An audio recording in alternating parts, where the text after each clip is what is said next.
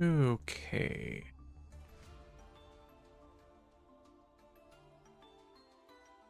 Leave that in the title. We'll put ladder with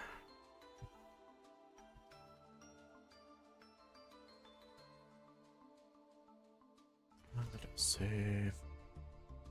Good. Change that from top chat to all chat. Right then. That's currently what we're playing with. I can't say it's going to be amazing. I'm not sure one ticket, one chateau is going to be enough. But we can soon see.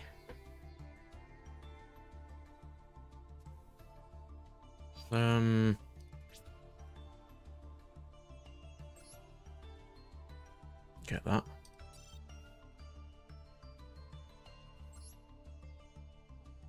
I think that deck list should be fine. Hopefully.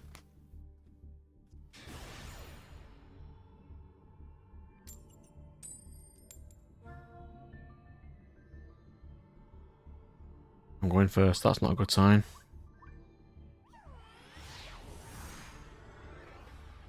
Alright then. Let's see what we've got today. That is a fairy.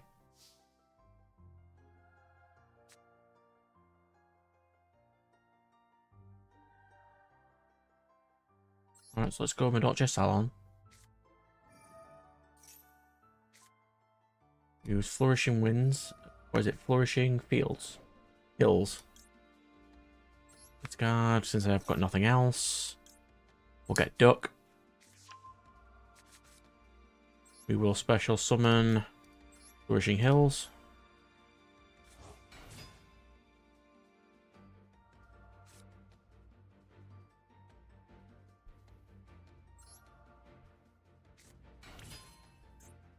See, what can I do from this position? Just Ursa. Which would get me 3 link material.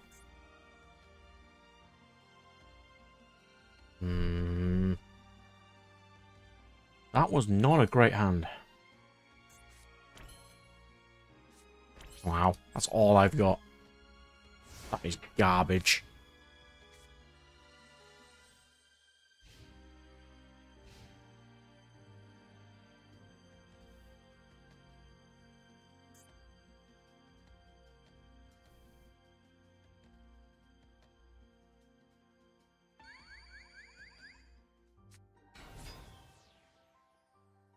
Magical muskets.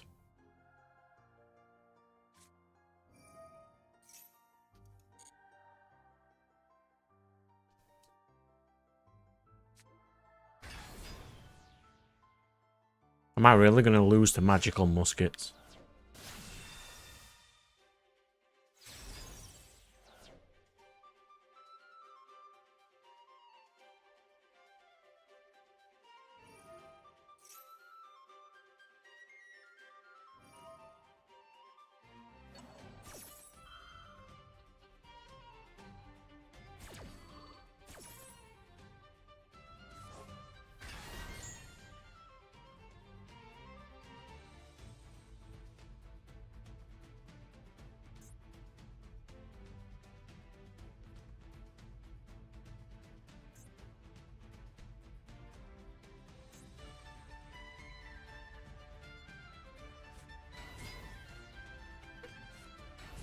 I'd been fine if I'd have actually drawn a level 4 monster. Do I need to put a level 4 Vernisylph in? Just so I can summon that instead of Duck?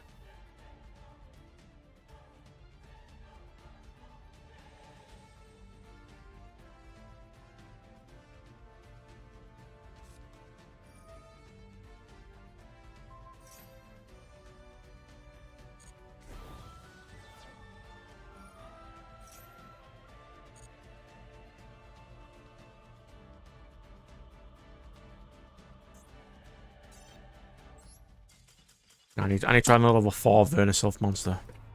That isn't duck. Okay, that's an interaction I wasn't aware of, so we'll go out, we'll go change that. Vernu. Made level 4. We have you.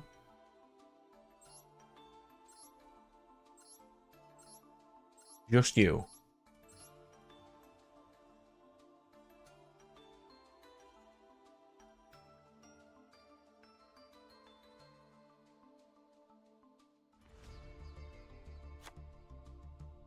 Seems kind of bricky, but it is the only one that's level 4. Alright, I'll give that a go. This I'm not sure about. I do have a lot of fairies. All the Vernisylphs are fairies.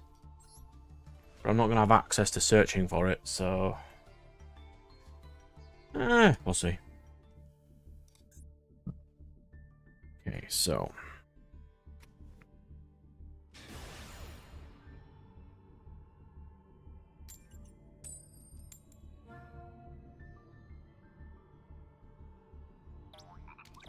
Yep, I'm going second, of course I am.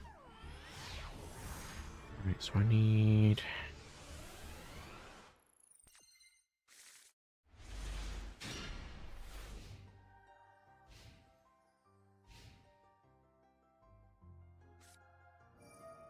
Pudding Cess wasn't exactly the best. He's got Misk.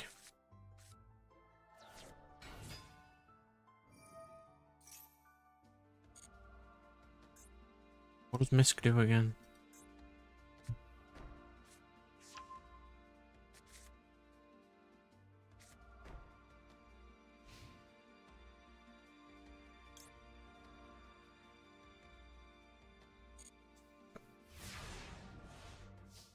Hello, Firewall, my good sir. How are you as well? I'm doing quite good. I am writing down my agenda of things I need to record. So I'm going to be doing some Yu-Gi-Oh videos, some other stuff. It's going to be nice.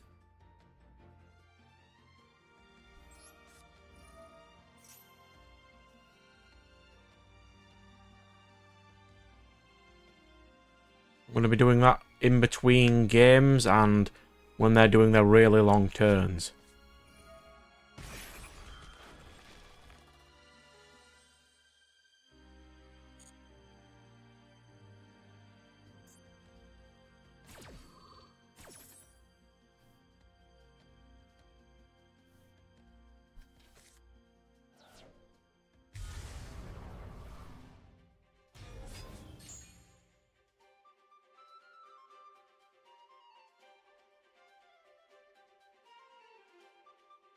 Which means I'm going to be doing stuff like...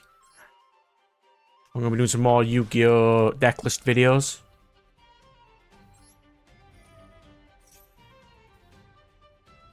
Stuff like that.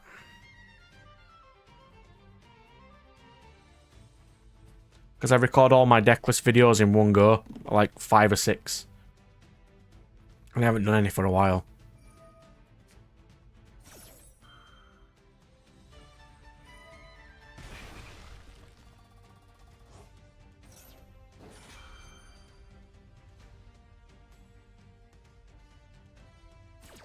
Yeah, Ghost Ogre.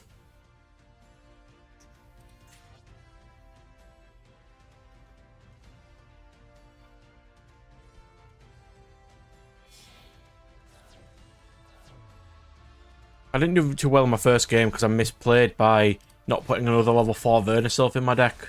So, it happens.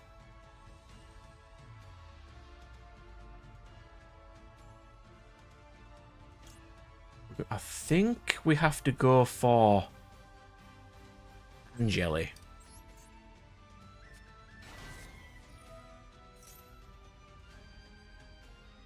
Yeah, Ghost Ogre in this economy. Not even searchable Ghost Ogre. Just a Ghost Ogre. Then we do misting well, the duck. Discarding Pudding Cess. Because I drew Pudding Cess as my only brick. Because of course I did.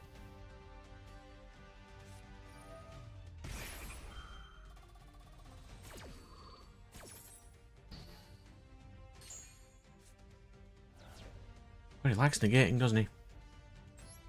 Boot cake.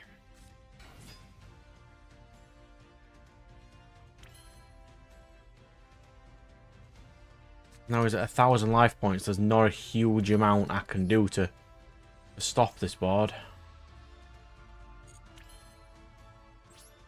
Oh, that's me lost again.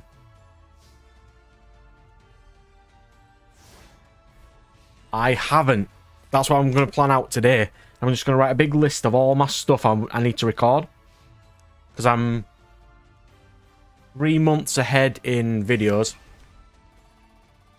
So I'm starting with, on my agenda, Deity Wars rule video. I mean, these aren't in the particular order. These will just be in whatever order I want to make them in.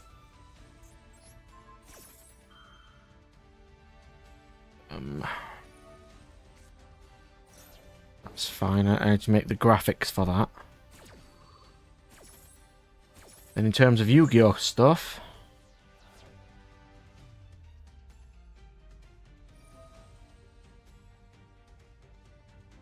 for the half-an-hour episodes, I can record 8 or 9 in one go, depending on what game it is.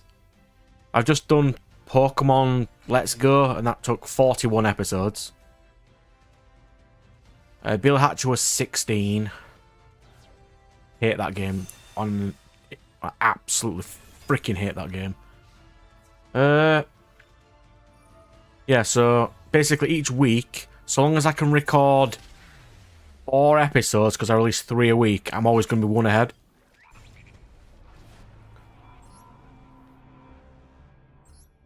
There's only one game next year I actually want to get, and that comes out in January.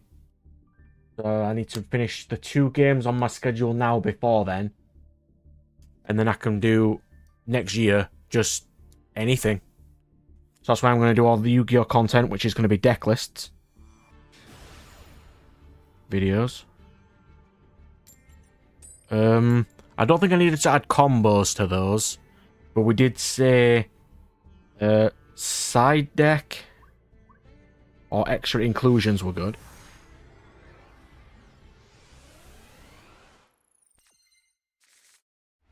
Because a lot of the decks I'm not even good. I don't even know the combos with myself. That's an alright first hand, I suppose. It's Mermail.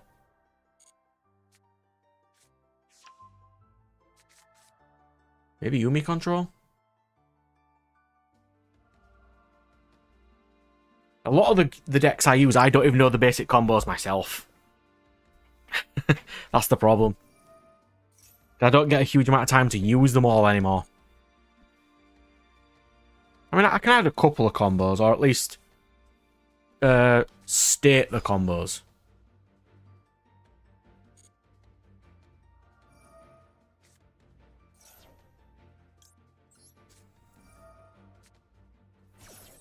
Yeah, we'll do that. So I've got the deck list videos. Then we were going to do the Getting Started series.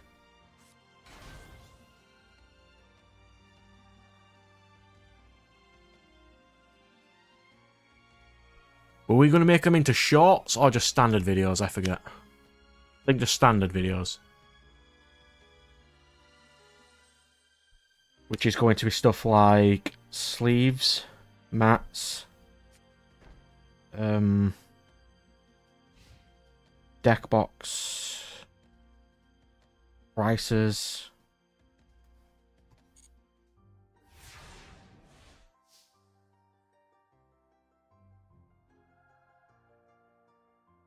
I love proxy.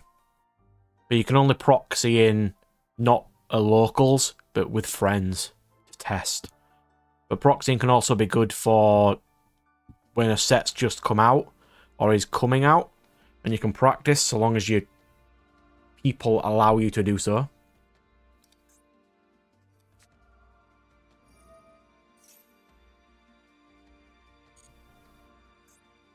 I mean, you can't do much with 2 level 1 fish. I've never seen Legendary Ocean with Goatee before, because you want the levels to be the levels that they are. But since I used that hand trap, I can't use Petting Cessor. We're going to have to use Burnisil first. Ditch, Hoot Kick. From deck to hand, a copy of... Probably Angeli.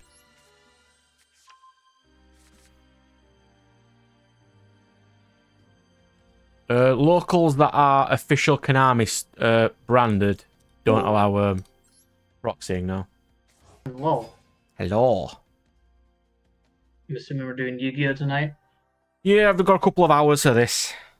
I'm just planning my agenda of what I'm going to record for next year. So that's going to be fun. Gotcha. And we'll do On the bright side, Monday I'm going to go get a new car. Or a used car, I should say. Hey, a new used car is still a car, good sir. Yeah, the only problem is it's a Nissan Almera. Hey, which is like if it gets you where you need to be. SUV. Huh? As long as it gets you where you need to be. That's true. Do ticket. Do I still have a normal summon? Yes. This gas mileage is going to suck, though, is the only thing. Then we need...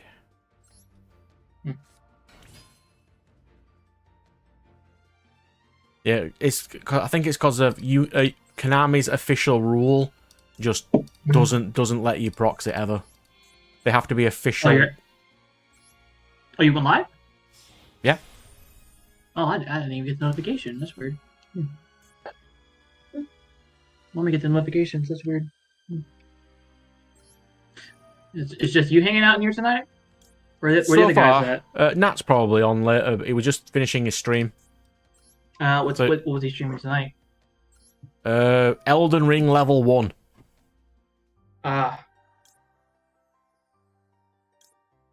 We'll shuffle that back to deck. Because when we do that, it activates. I'm sorry, it's an Acura TSX. I'm sorry. We're all good. We need another... Yeah, we need this. Let's just summon Messenger Lato. Because Messenger Lato is not once per turn. He's a very good boy. Get Salon. We use Salon. Salon gives me additional normal summon. We normal Angeli. We... Special summon into Tiaramisu using these. 20, I'm sorry, it's a little car. It's 20 in the city, 28 in the highway, which is about my little Subaru that I had that I total got. So it won't be too much different. That should be fine, mate. We'll get there. Only thing is that the only thing I'm worried about is that 223,000 miles on. So long as it works until you get some money, you'll be alright.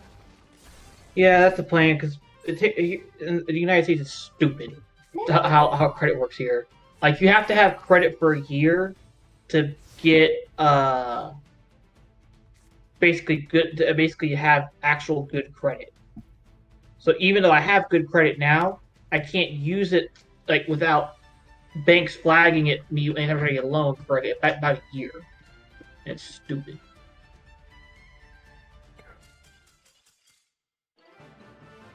Hey Brad, is that offer to come to the UK still open? It's always open. Right,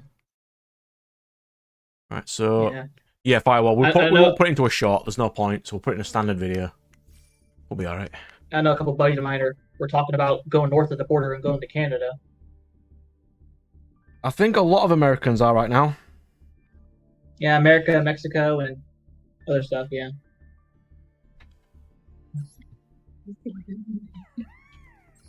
Oh, you did a lot. Why did you get notification? Yeah, I have it set to all notifications. I know, we're at 112 subs. I'm very, very slowly getting there. So I think if I make some more Yu-Gi-Oh content, I'll boost that a little as well. Well, also if you start dual stream, like I recommended you do. I don't have the huge amount of time to stream though. Well, still, if you just, I don't have a good amount of time to stream. I usually just stream once a week, twice if I have the extra time. But you stream on Fridays, you know. Yeah, Friday's my only day I get. It's fine though. We'll get Well, there. I try to stream on YouTube and Twitch at the same time. I might have a think about that, yeah. So I've got decklist videos to make. I've got the Getting Started series. That might be useful. Woo! This is a good starting hit. What else do I need? Rushing Hills. Pitch Mageline.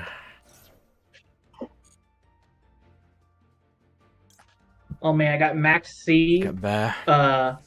Sparse Child, Limit Dragon, and Nebula Dragon all my first hand, dude. This was like a really good starting hand. The Nuzlocke is in the schedule, yes. But we haven't figured out what rules I need to use yet. I can summon Galaxy Eyes Cypher. And what I don't even know what kind of series it would be. Like a weekly? Or a special? Is it going to be a stream? Then I special summon Galaxy Eyes Cypher Blade Dragon. Using him as material. I need to make something.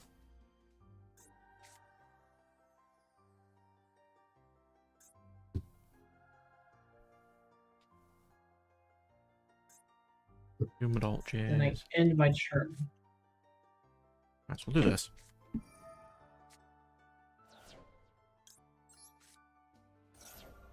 Yeah, I was watching the streamer the other day, and somebody in his chat asked him to if Master Duel is worth playing yet.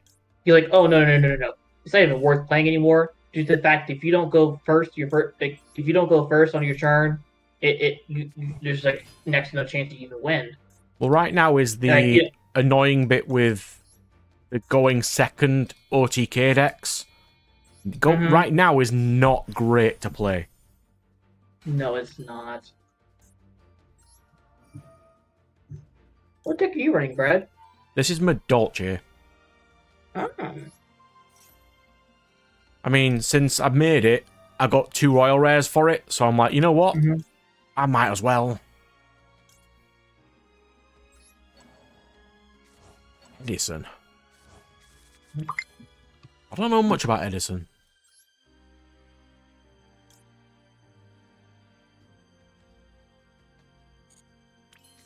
That's probably the best my meager first hand could do. But the problem with Madolche is the more hand traps you add to it, the worse it becomes.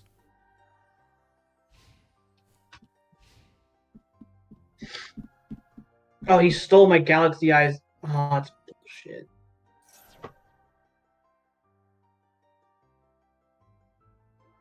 That's bullshit.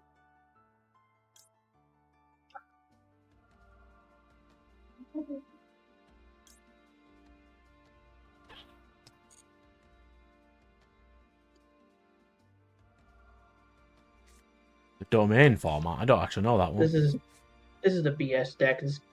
I'm not even gonna. Like, I don't know how long a Pokemon Nuzlocke could take me, but... Oh, dude, I want to see you do a Diamond and Pearl Nuzlocke, or an Emerald Nuzlocke, because those seem to be the ones that everyone's doing these days. I've only got Brilliant Emerald, Diamond and Shining Pearl at the moment. Oh, they have emulators? Yeah, but Nintendo currently are hitting all of those. Fair enough. Unfortunately. Yeah, I understand that one. Oh no, I got 2 You copyright. you saw that they lost the Power World lawsuit, though, huh? Yeah, have you seen how much they're suing for? Well, no, it was actually because of the reason they were trying to sue, which was. Have you seen how much Nintendo have asked for, though? Yeah. It's pathetic. It was like what, 500 mil or something like that? No, it's £50,000. Oh God. They're suing Pocket Pair for $66,000. Yeah, and they're trying to for copyright infringement, and when that didn't work out, they tried to copyright a game mechanic And apparently, when the judge looked, and this is a Japanese judge, looked at it, apparently the judge laughed and said, "You've got to be kidding me." You realize how many, the judge point blank said, "You realize how many games have this game mechanic in it before y'all even implement Arceus, right?" So like, I can't do this. Sorry, y'all are the first people to implement this game mechanic, and I can do that. But no, I can't do that for you. So they dropped the lawsuit. What, like how Luigi's Mansion is basically the same as the Ghostbusters movie, therefore they shouldn't be allowed to do that either. Exactly. If Nintendo wins, it's going to ruin gaming. Oh, Nintendo lost the lawsuit. But see, speaking of Luigi's Mansion, you heard how they're making a Luigi's Mansion movie, huh? I'll see why. Oh, the Mario movie did so good. They're just trying to see how this one will do, I guess. I mean, Nuzlocke could potentially take longer. The Mario movie did good by sheer luck, in my opinion. Yeah, it was good, but it wasn't amazing, you know? Honestly, not a lot of movies right now are amazing. It's kind of annoying. I mean, Transformers 1 was god tier. I loved it. So let me catch up on some stuff. What we got here? I mean, Nuzlocke can take potentially a bit longer because depending on finding the Pokemon and leveling them up to certain degrees.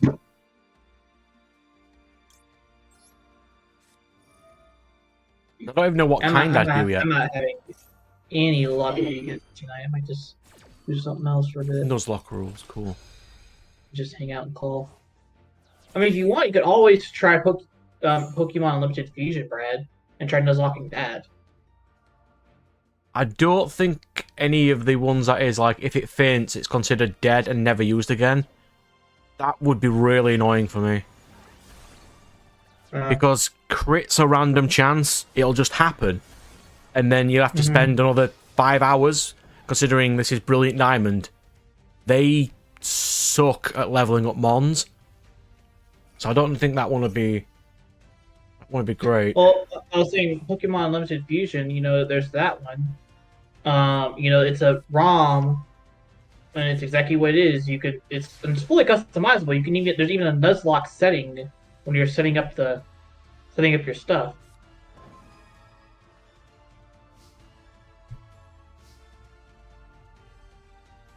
But yeah. What else we got? The first wild Pokemon on each route. Yeah, I could do that. I could also do only one element. What? But then that would be really annoying since you wouldn't always have Fly, potentially.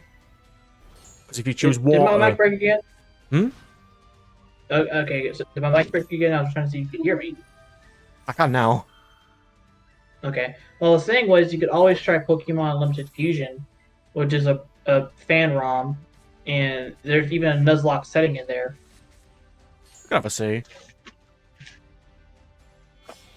Dude, Gundam Breaker 4 hasn't even been out 2 months yet. They've already dropped 3 DLCs for the story. I mean, it doesn't have to be beginner friendly. It just needs to be, because I'm not a beginner at Pokemon.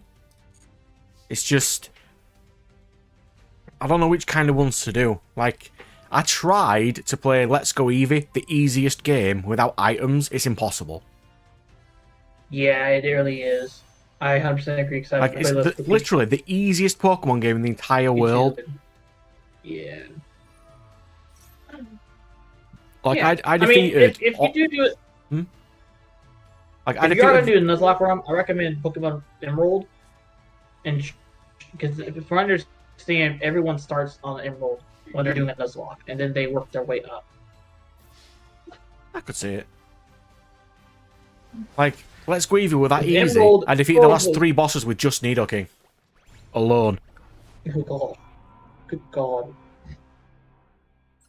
Yeah, I defeated the final super boss Green with just Nidoking alone. Yeah. But doing that without items is really hard, so I can't use items. Because then the problem is, if your Pokemon faints and you need to train up another one, if you still can't use items, You're going to be going to a Hey, Pokemon Center Brad. every 5 minutes, and it'll be an absolute pain. So, Brad, I posted a couple things and images. Yeah. The second one, I saw that like last Saturday at one of the local smokehouses out here. The first one I just saw on Facebook. I was like, oh, that's funny. I gotta share that. But we have some good images in your Discord. Yeah. There are a couple of things I would like to do with the Nuzlocke. I just want to define the rules I want to play by first. Well, there are beginner Nuzlocke rules like that help introduce people to the Nuzlocke rules and all that stuff, and the terms and all that stuff. You know, like and it all happens. Yeah,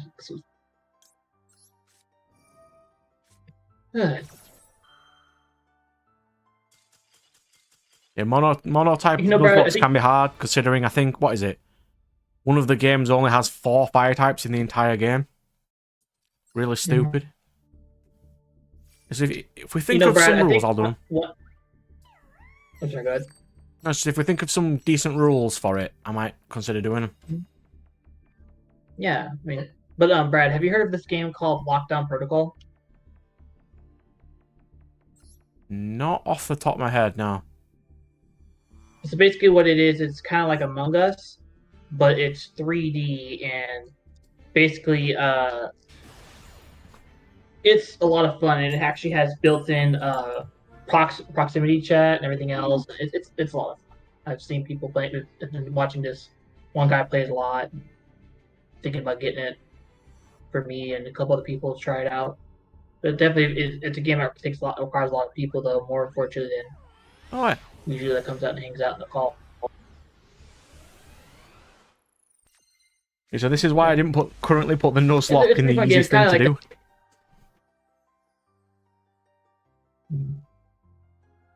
Yeah. Nuzlocks are a selective taste. I've tried them. I didn't really enjoy it. It took all the fun out of Pokemon. I've played every single Pokemon game, and right now, I'm not having a huge amount of fun with Pokemon games, so I can do a bit of a challenge. Here. Like, Let's Go Eevee was nice and chill. Well, I played every game from Leaf Green and Fire Red up. So. God, there was so much I hated about Let's Go Eevee, though.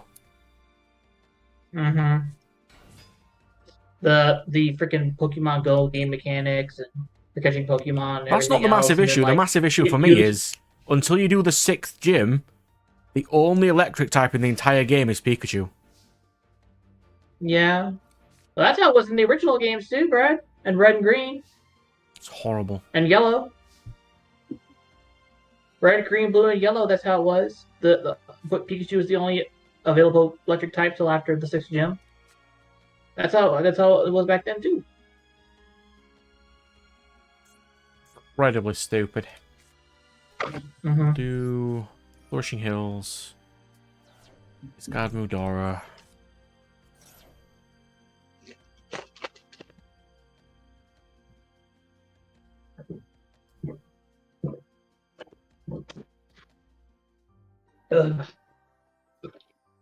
Yeah, that's why I didn't put the Nuzlocke currently really high up. I was doing the Yu-Gi-Oh stuff and the Deity Wars stuff first because it's just easier. Not that I won't ever get to the Nuzlocke, I will do, but... Have you ever thought about recording and posting modded Minecraft?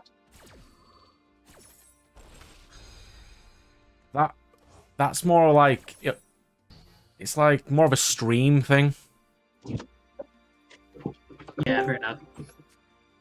Because you can't really cut it into like half-an-hour episodes, can you? It's more giant blocks. You can use it. It just takes a lot of editing. It takes a lot of editing and off-camera work, really.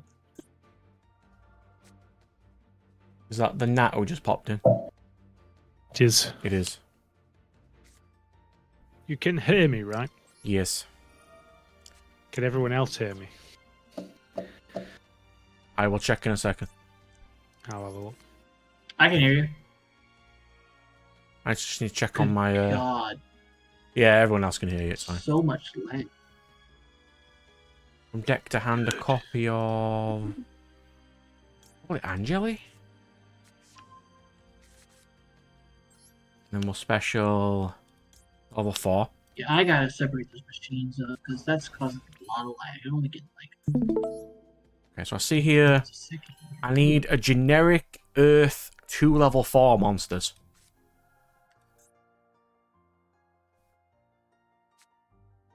More like a link or An Xyz that's Earth 2 level 4s. Because all my others just are Madolches and these aren't, these Vernisylphs. So I need to add something Oh, you can. that I can go into. You see, I don't use links, exes. I use links mainly. So I'd go into either Charmer or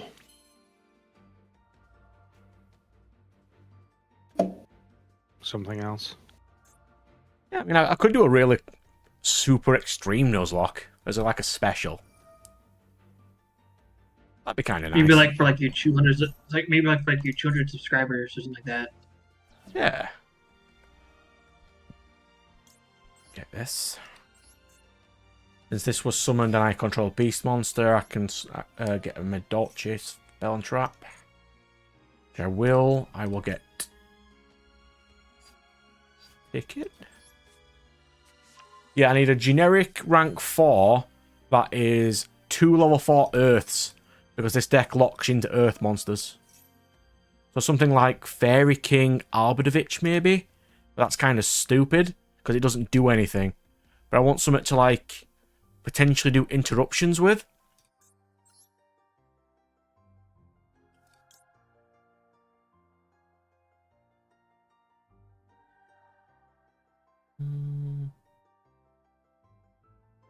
I have an Madolches in hand, so I can't really use that one. This start. Not particularly useful either. I mean, Orsa's fine, just not amazing. Ooh, Baguska. That's a good shout. I could potentially go for Baguska.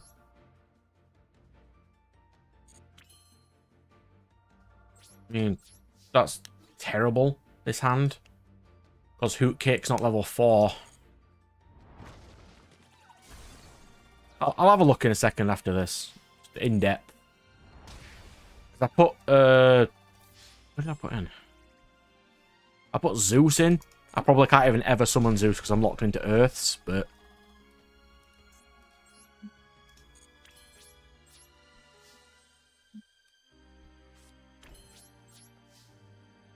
Oh, obviously. So for Yu-Gi-Oh stuff that I need to record is decklist videos, the getting started thing. Is that all I need for that?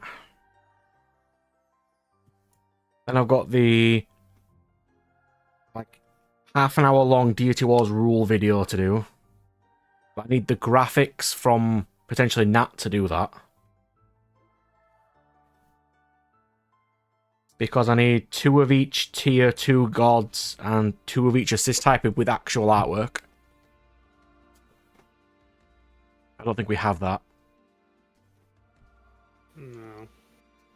I mean, we've got 1 god finished, which is the lightning god. Which means I might as well use the lightning deck. But we've got no artwork for the lightning deck at all. But that's for next year anyway, that's not for this year, so... Just slowly planning things.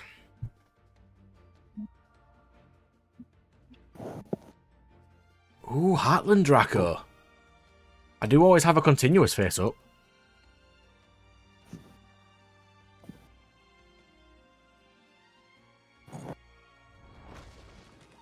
Interesting. You wait for Messenger Gelato. Why? Ticket just... I'll just add... Yeah, let's get Messenger Gelato back to hand, it's fine.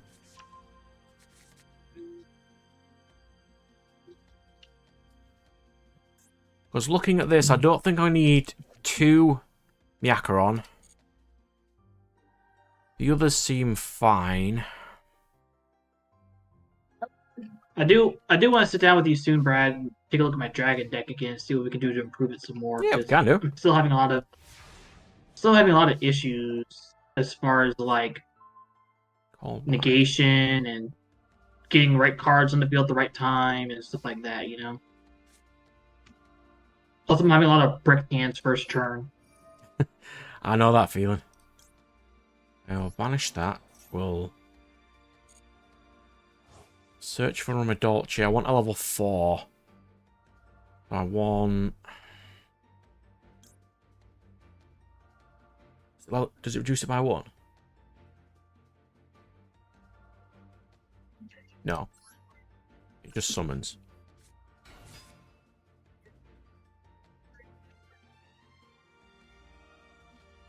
Yeah, honestly, I think we had that chat before Firewall about AI art, didn't we? And it may be the best place to go. And I don't particularly want to use AI artwork, but I mean, it'd work. We want to go for Tiramisu.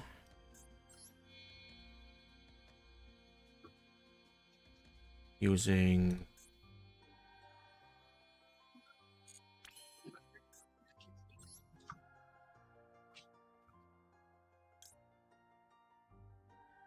No, we don't. We want to do this. You. And this.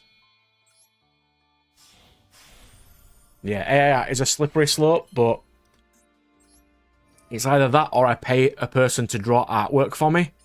And I mean, I can do that, but the amount of artwork needed is absolutely astonishing.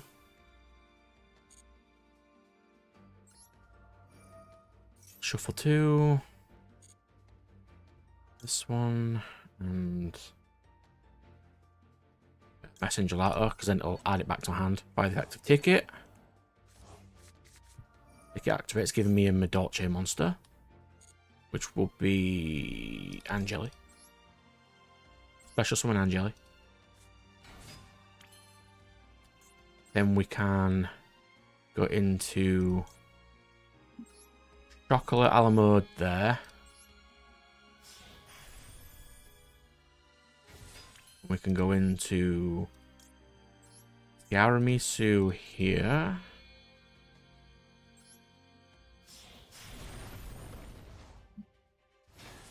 It's more so I can finish the making the rules video. And then afterwards I can swap them in and out. So it's not a massive problem, as it's only going to be shown to the chat anyway. At first. So it's not going to be the hardest thing, but...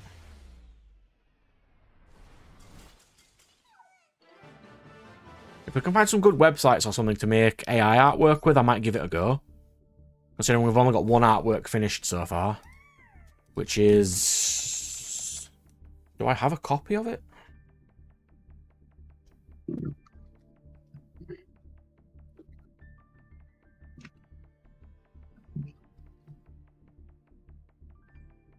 I think I do, somewhere. On my desktop.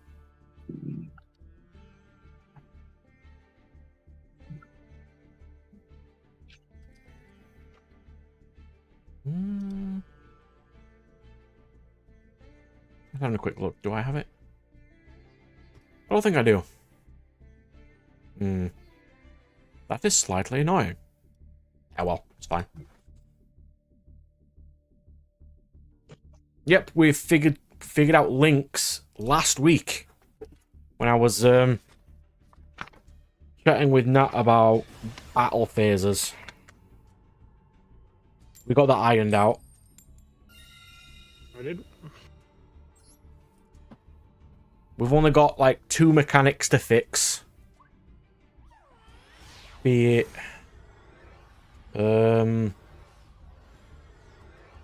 Shift and I think Unity to an extent, but apart from that, it's nice and steady.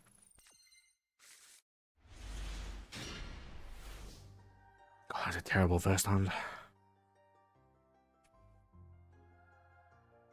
Oh yeah, just an absolute worst case. Like, I'll pay anybody to draw the artwork for me, it's just... Right now, we don't have anybody to do it, so... Yeah. If I know how to do it, I'd do it for free.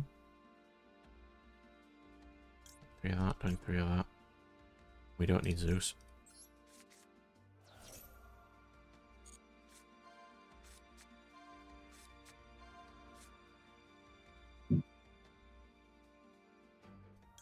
So... Alright, so... Generic chains are just... When your opponent activates an effect, you can trigger to it, and only trigger effects can be activated to that, be it be a card with act once per turn trigger written on it, or any trigger assist, which are basically spells.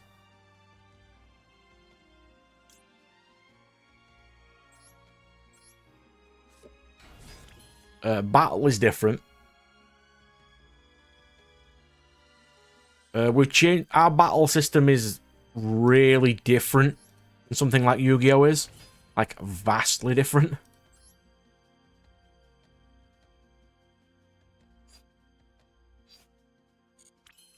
I'm going to have to use this because I need a level 4. Oh, I was supposed to look for level 4, wasn't I? I'll do that in a minute. Send to graveyard. Angeli. Fruitcake will banish this. Special. This. Which will trigger because I special summoned it while having a beast. We want ticket. So say your opponent activates an effect. You activate a trigger to it. The only things that can change to triggers are triggers. So if your opponent activates one, you can. And then you can chain one to that providing it can be done. You can't just activate one that's irrelevant to that chain. Like you can't trigger to the destruction of a card. Or I'll just draw one card. It's got to be part of that specific chain.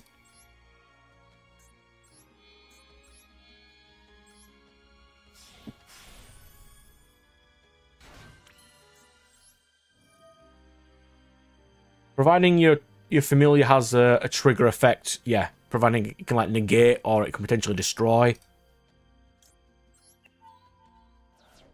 You can't chain to, I think it's continuouses, but you can chain to autos.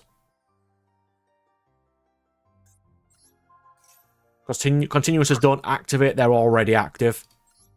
They just resolve again.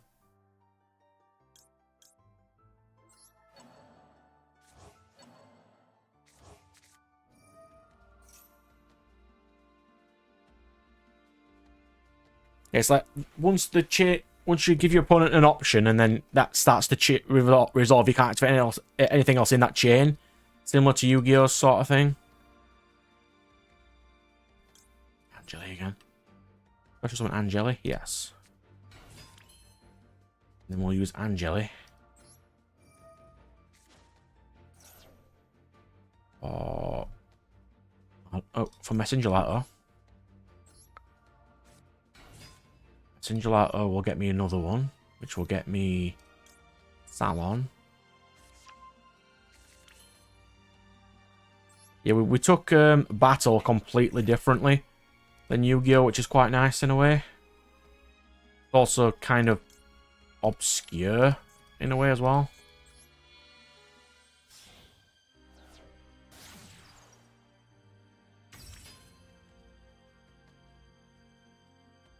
To do with trigger effects activate at the same time?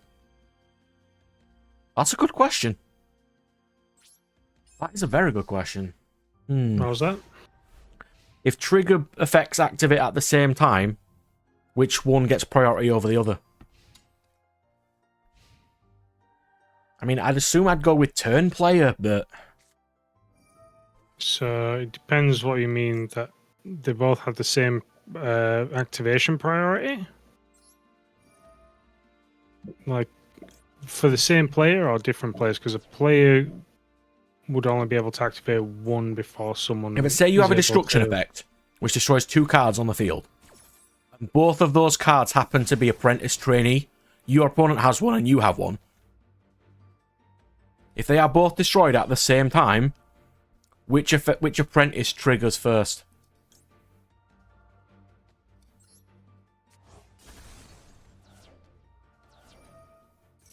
So, run that by me again. Say we both have what's a good one? Which card do we have that on destroy summons something? So, trainee. Trainee. So if you and me both have a trainee, and both trainees crash into each other or are destroyed at the same time by an assist, which one activates first? So say there's a field nuke and they both have thingy, then it'd be turn player who generally gets priority, I suppose, to summon their next card, followed by yours, which... So we're going to do turn player. It would be then resolve, obviously, backwards. So technically, the person who gets theirs first would actually be the opponent.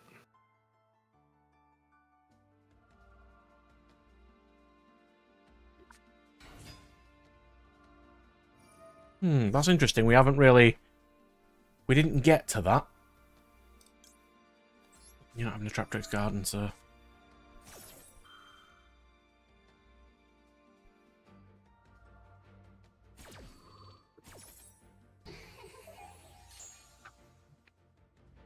Oh, that's interesting. We didn't actually get to that one. That is a rule I will have to... What's this? Act at the same time.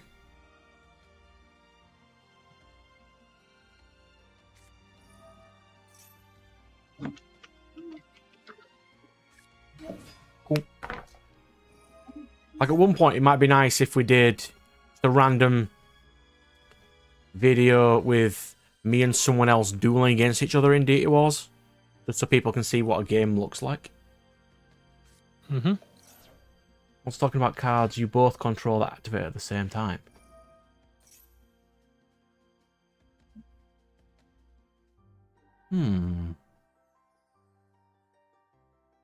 So if you say you have 2 separate cards, it'd still be player priority. I'd say. If you yourself have a card that has the same timing, then it'd be down to you to decide which one's actually activating first and second, and obviously, again, it'd be reverse timing. Reverse. Okay, are we going to be doing Yu-Gi-Oh! Chain blocks sort of thing? Or are we doing, even if both cards activate at the same time, do they both have different chains? You can't have 2 chains at the same time. Right. See, we're getting places.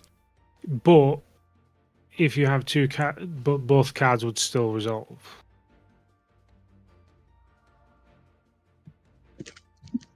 It just would not be classified as 2 separate.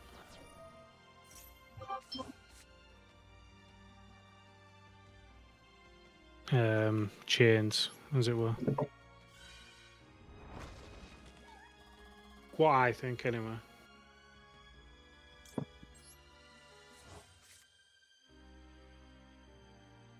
do I need? Okay.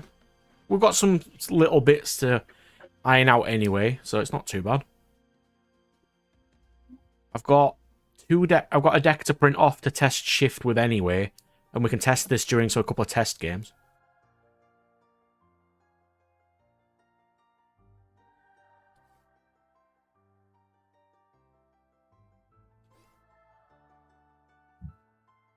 Oh, I've also got 5 chapter rule to do, haven't I? Have you? Yeah. We've got 4 or 5 more episodes to do for this season. And then I have to edit them all because Dave sucks at editing. Fair enough. I think the question was, would you be allowed to order the triggers, however, if multiple things trigger at the same time? Yeah, Yes. I'd imagine so. Yeah, ordering is definitely allowed.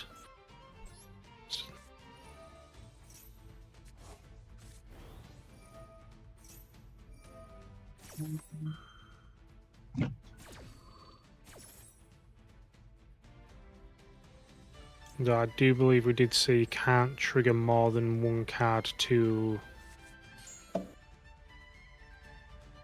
No, you can only trigger one effect to another different effect.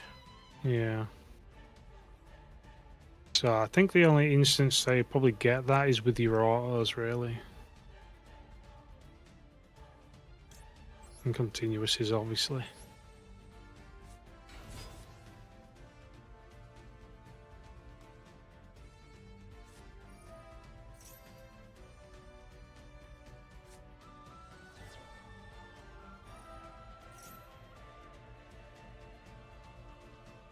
Priority is not a massive thing, it's just whoever activates it has priority of, well, it's basically on their turn. We don't have a huge amount of negation or that sort of thing yet. No, we don't. Trying to stay away from that.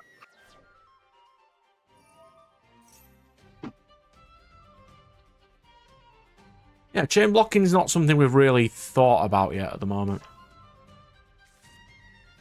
We've only built the 2 standard starter decks at the moment. Well, we have lots of decks, but the starter deck is the only one we've actually done stuff with.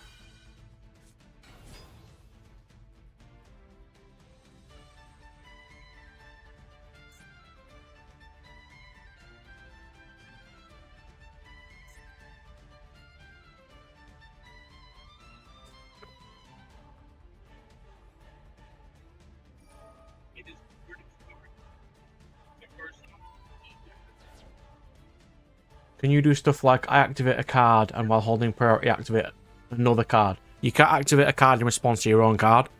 Every time you activate a card, your opponent has, I think we called it chance. They have a chance window of acting something before you activate another card. Yeah. So you always have to let your opponent respond, essentially. I always like new, unique perspectives, good sir. I mean, that's what I mean. There is one video up of how to play the Starlight deck, but that doesn't introduce a lot of the mechanics, so that's why I was going to make this video first.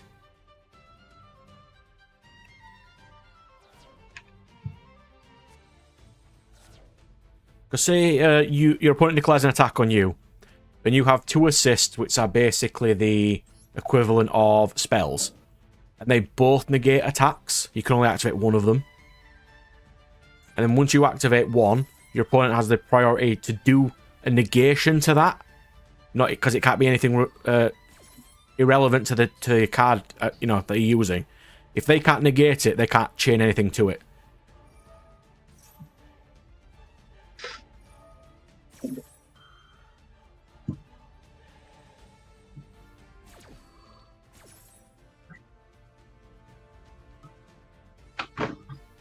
So what did I get for battle?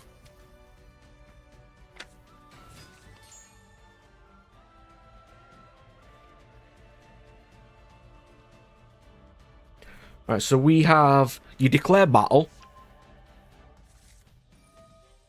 The person declaring the attack first has the first action, which is to either buff their card or reinforce it, which is a mechanic.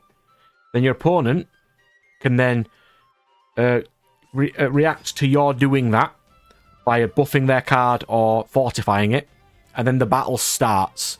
Once the battle starts, nothing else can be activated, damage is inflicted, and then it goes to the end of battle, which is just you can activate chains to destruction effects or activate destruction effects, but once your opponents say you attack, you get a card activation, your opponent gets a card activation. After those card activations, nothing else can be activated until the end of that battle. So far. We're still tweaking it.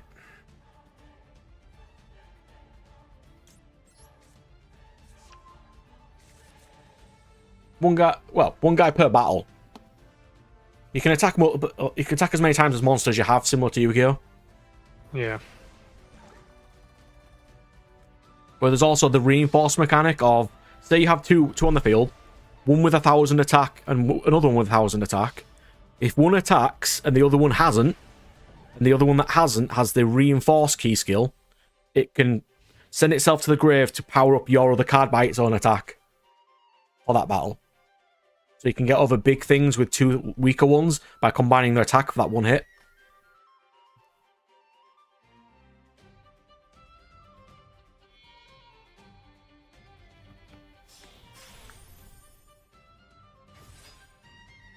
Yes, I get it, Trap Tricks player.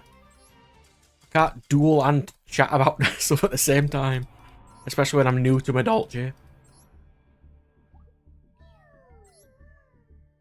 It's fine.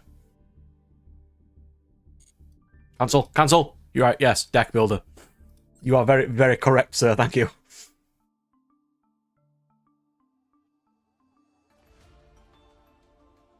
I was close.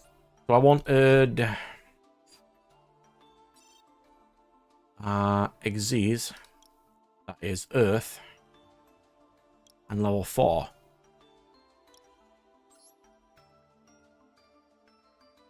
Cowboy would be terrible. I use these. Gandiva is warriors. I mean, Baguska's probably better than any of them.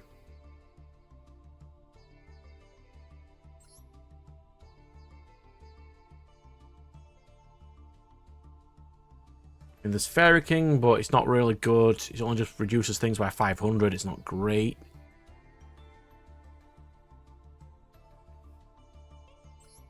Machines.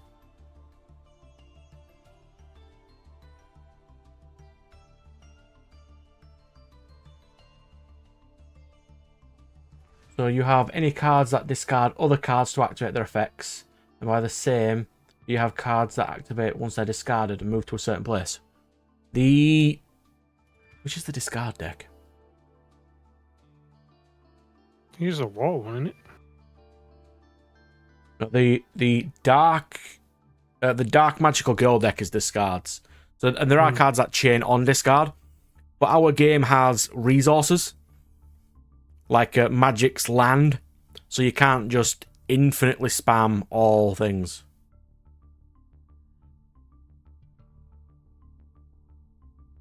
What do you think's more useful, though? I think Baguska would be the best standout.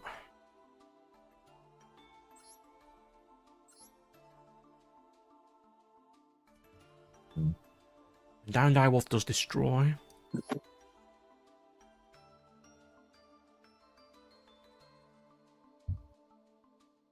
Giant Hand isn't a gate.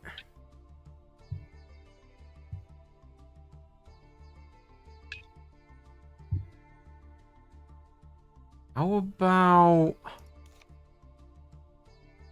this? Make a Giant Hand.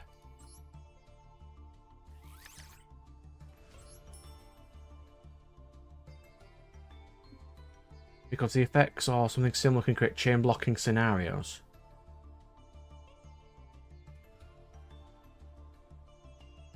Atlan Draco attacks directly. That's not something you can do great on your first turn. Right, quick second, I'll be back in a minute.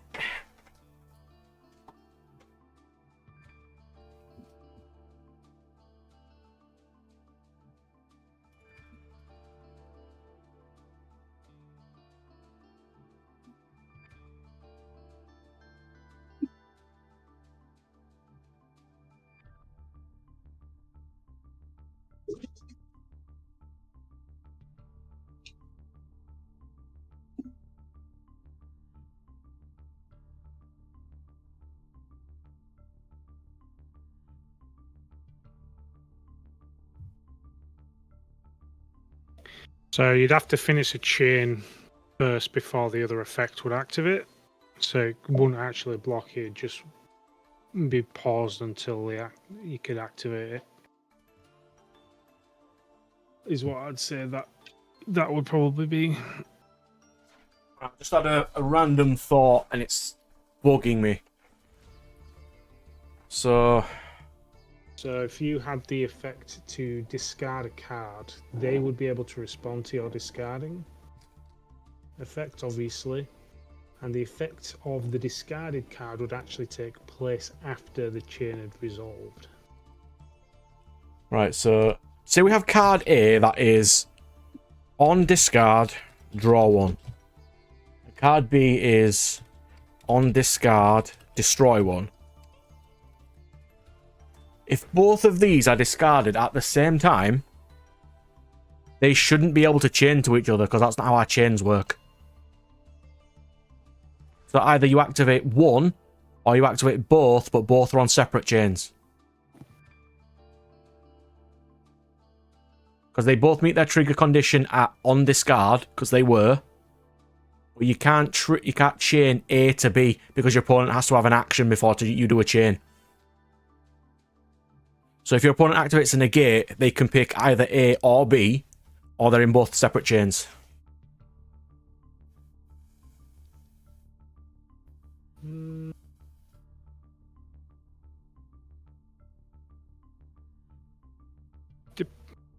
And we have considered not locking chains, but it's also the only things you can activate during your opponent's turn are trigger effects anyway. And if you, triggers have to be chained to something because they have to trigger. Yeah, triggers all have a set condition. Reinforce is just a keyword. A card will state in its abilities area that it'll have reinforce or not. Yeah, so that's the problem I thought of just then. If they both activate at the same time, they can't chain to each other.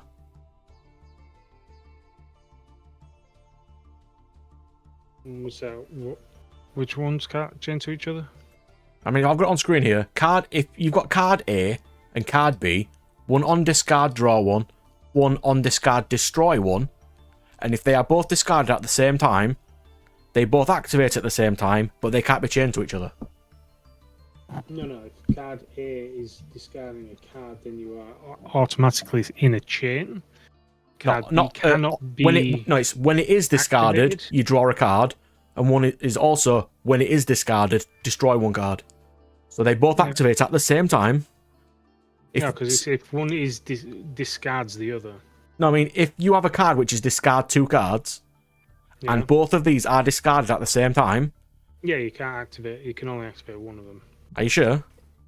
Yeah, so if they're both discarded... So basically, you've got a card that says discard two cards, and then you've got the two cards you've discarded both say on discard, either draw one or destroy one. We've said this before, that you can only activate one because then your player's got to respond to it, to the other one. Yeah, but we can also state that it creates two chains.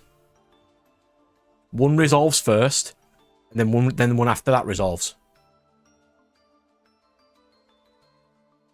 It might be a bit longer, but it stops people.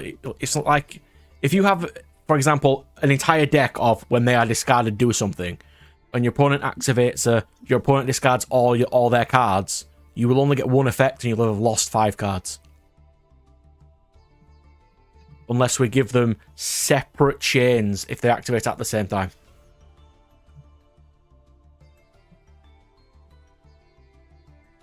I mean, this is probably never going to happen.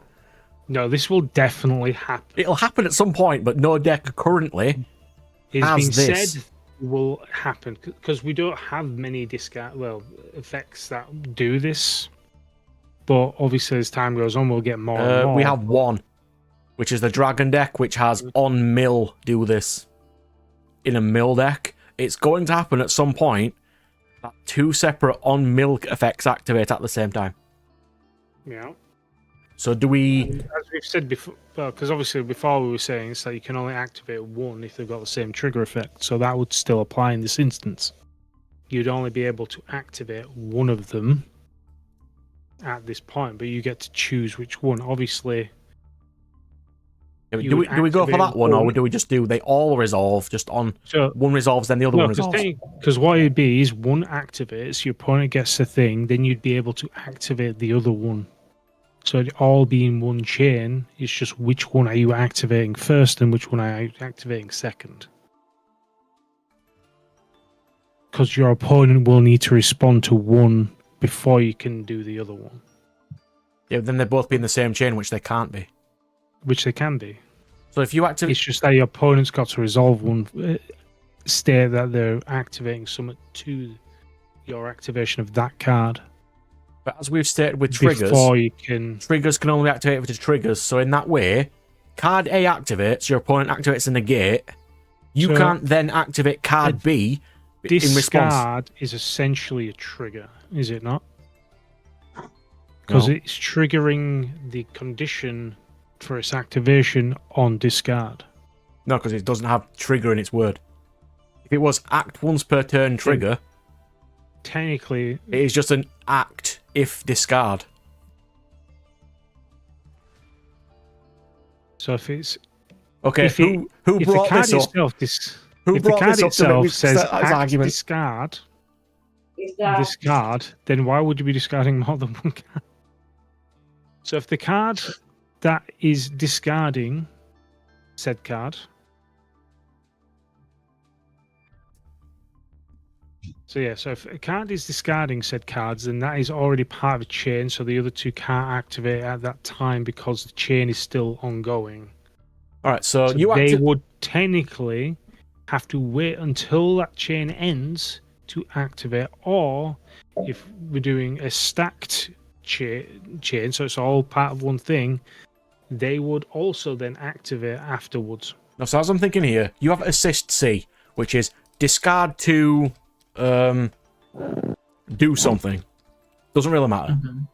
You have to wait for that to resolve, which is the discard 2.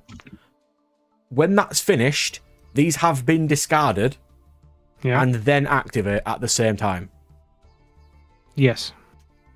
But then you say you activate card A. But you say I activate card A, player 2 or the other player has to respond in your activation of that. Yeah. And But then you the can't other activate one would card B activate. in response to that. Unless that was No, on a just- separate chain, and then you activate that one. No, it's not. It wouldn't be on a separate chain. It'd just activate after the active. If it activates after, then that's a separate chain.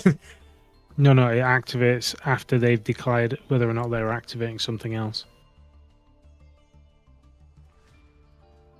Right, So basically, card A, you activate. Player 2 then gets to decide whether or not they're negating said card. Yeah. If they say they are negating said card, then you goes back to you, and your card B will then also activate. But it can't work that way because that's not a trigger effect. Only triggers can activate the triggers. That would have to be a separate chain. Right? But your card has already activated. It's just that they are getting a response phase to the activation. So it's not like Yugioh where they have... So it's like a separate action. So basically it's one action, your activation, and their response is one action. And the second one is also one action. So it's all part of the same chain. So in that way, if we state cards A, B, and C go to the grave at the same time, they will all activate. It's just what order you want them to activate in.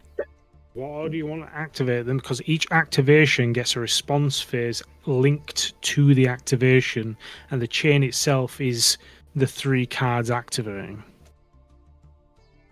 Because each link in that chain is an activation and response.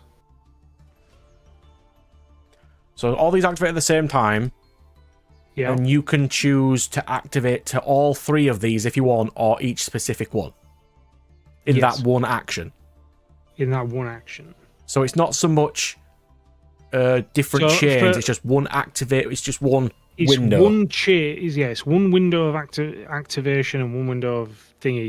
You are choosing which one, and obviously you are saying, right, I'm going to activate this, this, and this in this Yeah, order. because they would all activate at the or same time, and you and say then you have two negates, you for could basically ease, say you'd pick probably that one or say, that one. I am activating card A. Player 2 gets to say if they're responding, then card B, you say, all right, my card B is now activating. Are you responding to that one? It's Okay. like, no, it's not. That's Card C is activating, sort you're of responding similar to to what I was thinking, because, like, in a way, you've linked them to one action, but they are basically three separate chains. Okay, I get it. Yeah, so it's all one thing. It's not like separate chains. They're all in the same chain. It's just that the response window is linked to the activation window. I think we called at it the a same chance window, if I remember correctly. Yeah, so but the chance window is linked to the activation. So it's like it's all one action. Is that? So it's like activation and chance is one action. oh no, we called it And so reaction, basically- didn't we? Or reaction. Yeah. Yeah. Okay. So, Okay. and it's like so basically you get 3 chances to react to obviously each of these cards. Yeah, and if you miss, say, activating on something to A, you can't go back to A because the window for A is over. So, well, what do you mean?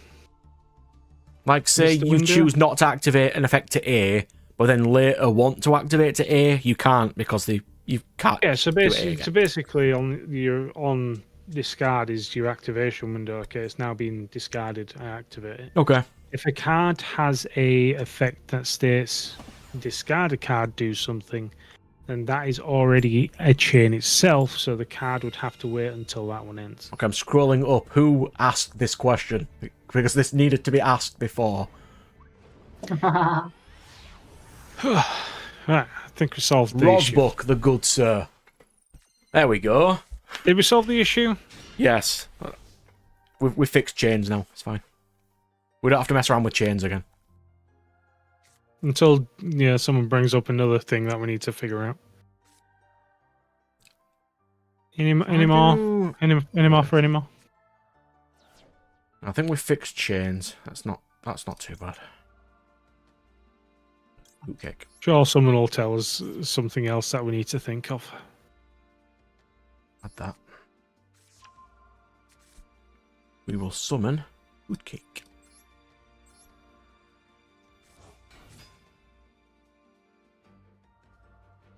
Then we'll do Angeli. We'll do hoot cake. Banish this. I've just got so many Summon credits. messenger lato. Okay. We did chains, that's not too bad. We just need artwork for the different kinds of triggers. Maybe 2 fields. I mean, we can use... What's it called? Royalty free. We can use some royalty free artwork if we need to.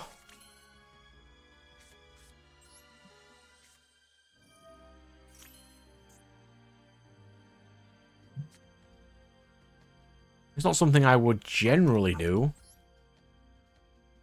But it is something we can do.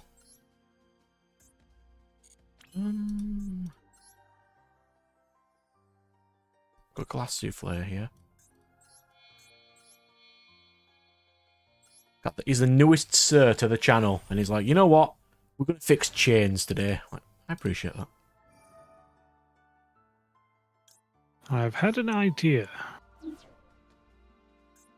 And it's like, oh, okay, let's solve this. To be fair, that's not something we've really... We don't really chain much at the moment. Don't think there's many cards to chain. And obviously you've got the added addition of cost as well, because obviously they all have costs, so basically it's whether or not it's worthwhile even paying to do something.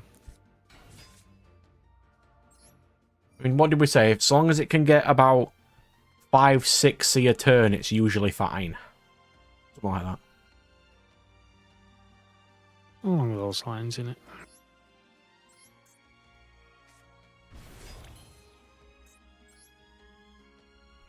And if a deck ever got 15C, it would probably win immediately. Only with the right cards in hand. That's a good question. Are we calling them chains? Everything else is like wartime lingo.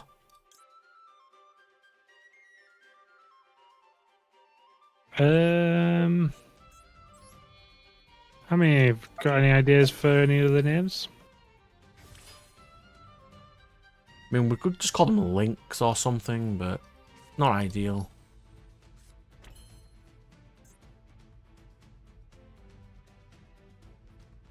Yeah, so yeah, it really depends on what we want to go for. Because obviously, like I said, if it's war themed, what would you call it? Yeah.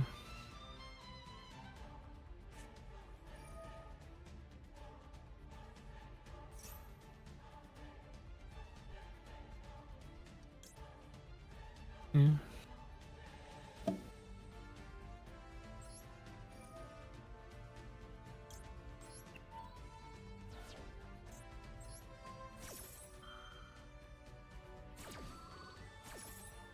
Spell snare. You could call it spell snare. A deck that stays in gold and low for farming. Okay. What could we do for one that stays in gold? From what I found in gold tier, usually you play the ones that are the most fun. They don't have to be great. They just have to be good enough to win against Dark Magician and Blue Eyes. And just have fun. So they can be whatever you want, really. I'm just sticking to Madolche right now. But that's not great, considering they're all... It has a lot of URs and SRs. It depends what your budget is.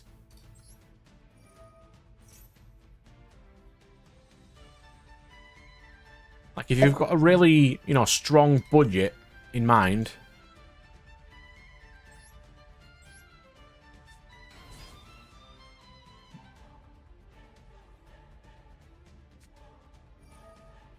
Ancient Gears. Crap.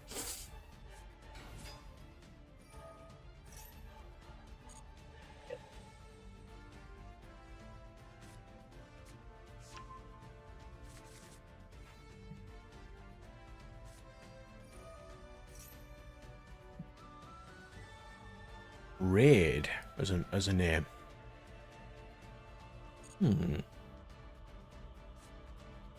Potentially. This is something I would like to figure out, though, because before I make the video, of what we're calling, you know, chains or links or whatever.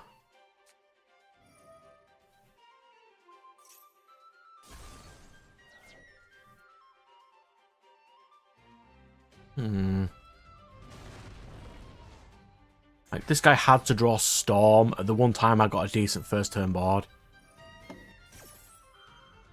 It's Sod's Law, really. You think you're doing well.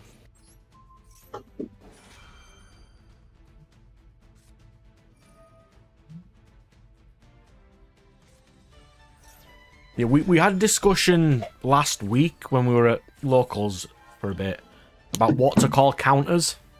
Because right now, since it's not written down, they're called nothing.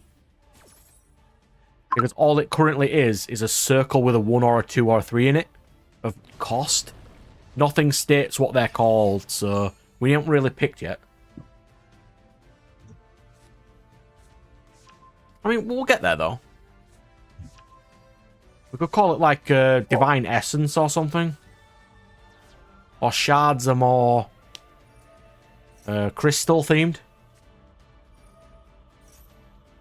Yeah, I'm trying Madolche. I'm not doing too well. My problem is, if I hand trap, then my best starter, Petting Cessa, doesn't work. Because it states I need no monsters in my graveyard. So if I actually do activate any hand traps, I can't do the standard Madolche combo. I'm going to get 600 gems, and as soon as I do, I'm going to get the Madolche field. I thought this one, if I put these on, it might lull them into a false sense of security, but it didn't work. I did get 2 royal rares when I was crafting them, which is quite nice. Oh yeah, Rika Princess is so nice. I've got all the latest stuff in the store. I just need to get the... Oh, hang on. Oh, here we go. Sorry, hang on. Let's do a survey.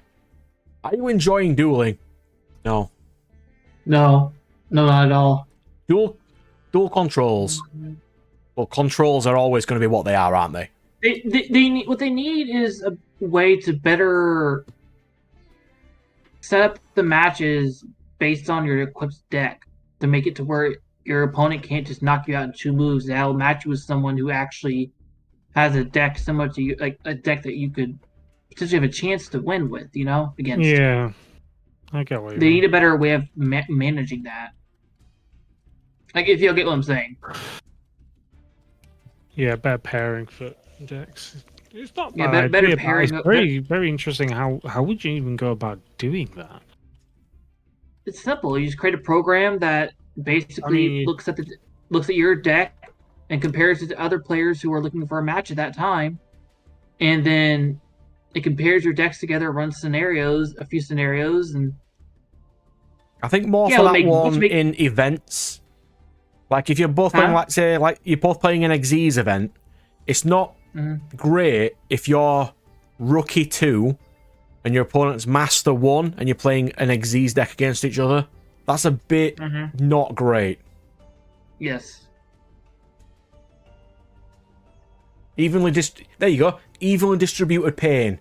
Yes, that is exactly what we need. yes. Tempai and other going second decks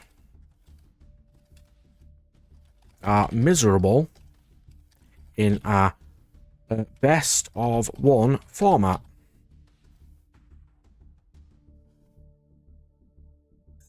I mean, because you don't always have the options of, you know what I mean?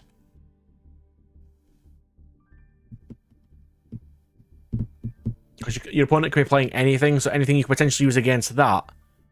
Like, if you side everything to beat Tempai, the chances of you beating anything else is very slim. Yeah, it's crazy how broken they had to make Tempai to make it good. Because going second is garbage. Like, who here picks... Oh, the mode I play the most is solo mode. Annoyingly, it's probably... Right now, event duels for me. Am I enjoying solo mode? I have no opinions on solo mode. You enjoy ranked? No.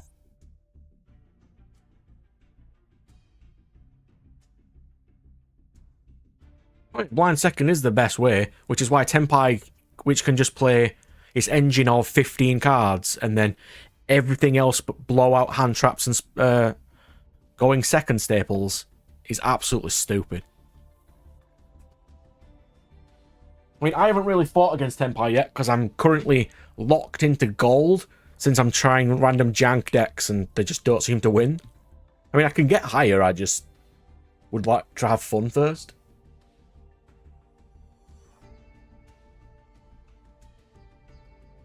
Yeah, if you wanted to rank up fast, Tempai is great. The problem is they're all URs, though. Like, it's really expensive. Yeah, that's why people like Numeron when they were doing like the Numeron OTKs. Because if it ends really fast, you get in more games. Completely reasonable. 2 decks that play well against each other. In Master Duel. Well, that's a good question.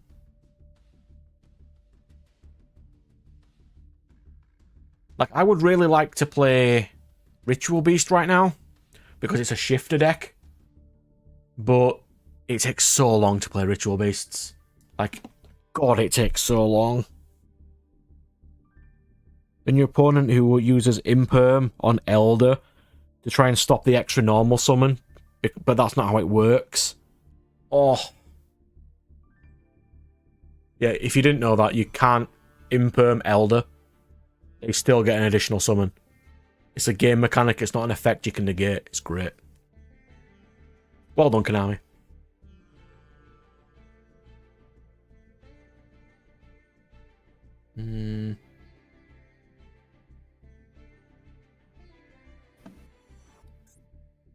Not making an overpowered Xyz deck just to then make an Xyz event that it is used in and breaks that event. For example, the three-way event, which was basically Yubel for fusion and Tempai for synchro, and Xyz was irrelevant.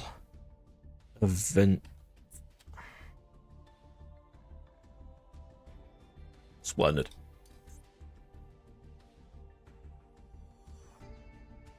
Oh my god, this question. Okay, Firewall, Ash, and Nat. Who has fun in the deck editor? Who are these people?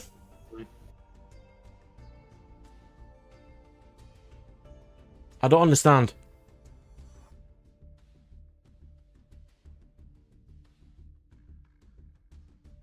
I mean, it's a chill place, but I don't have fun there. I don't go, you know what I'm going to do? I've just lost 50 games in a row. What I'm going to do is I'm going to have fun in the deck editor. Oh my god. Is it easy to use? Okay.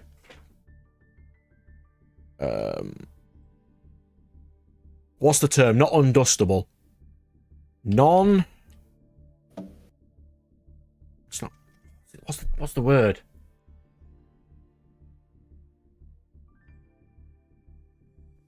Be able to decraft any cards, even if they're from the...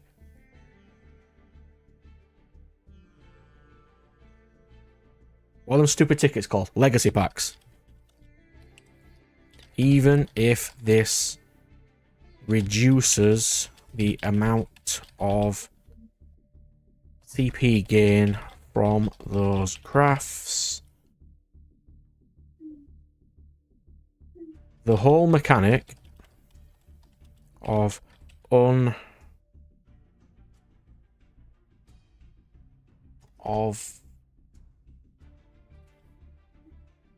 non-decraftable breaks a lot of the system. For example, I mean, they're not going to look at this, are they? As soon as I get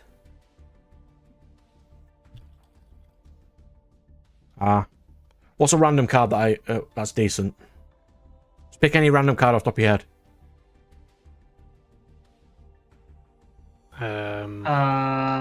Yes. There you go. I'll stick Bistro Butcher just because Firewall put it. Good From the legacy packs, I can't decraft any I get in the future, as I have got one from the legacy pack, which is retarded, by the way. If you didn't know, if I had 20 of this card and was able to decraft them all, the second I get one from the legacy pack, I can't decraft any of those 20 anymore. Stupid. Okay, what we got here?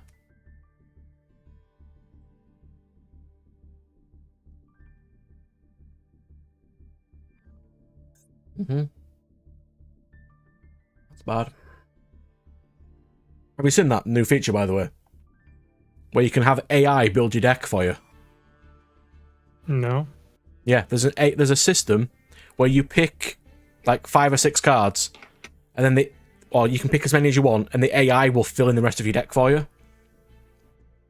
You should have a go with that. Oh, it's so bad. I'll have a go with it in a minute. Yeah, I will select 5 cards for you. And then we will see what it does with the rest of it. And don't worry, Rosebook, I appreciate it, good sir. You have assisted me with fixing chains. But we haven't decided what the chains are called. But we'll get there. It's fine. What about the... It's fine. It's fine.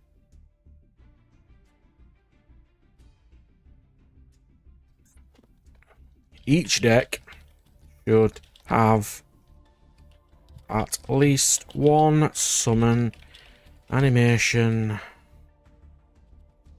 for it. Why not? The AI deck is so stupid. Ooh, is there any types or archetypes we'd like to see accessories for?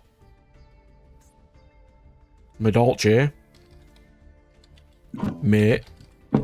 With the Madolche cats. What else do we want? I mean, they're going to completely ignore what I write anyway.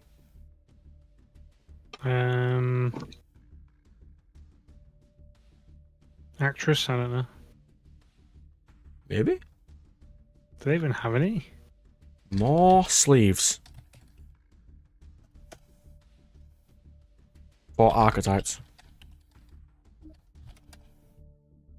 Bistro Butcher, mate. That actually would be kind of based. That would be kind of cool. It's like the only decks I can use are ones that you would definitely not make mates for.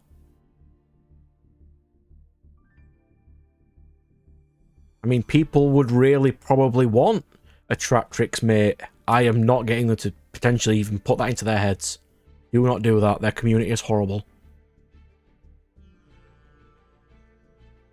Yeah, I think I'll do for now. It is the IXO. Hello, good sir.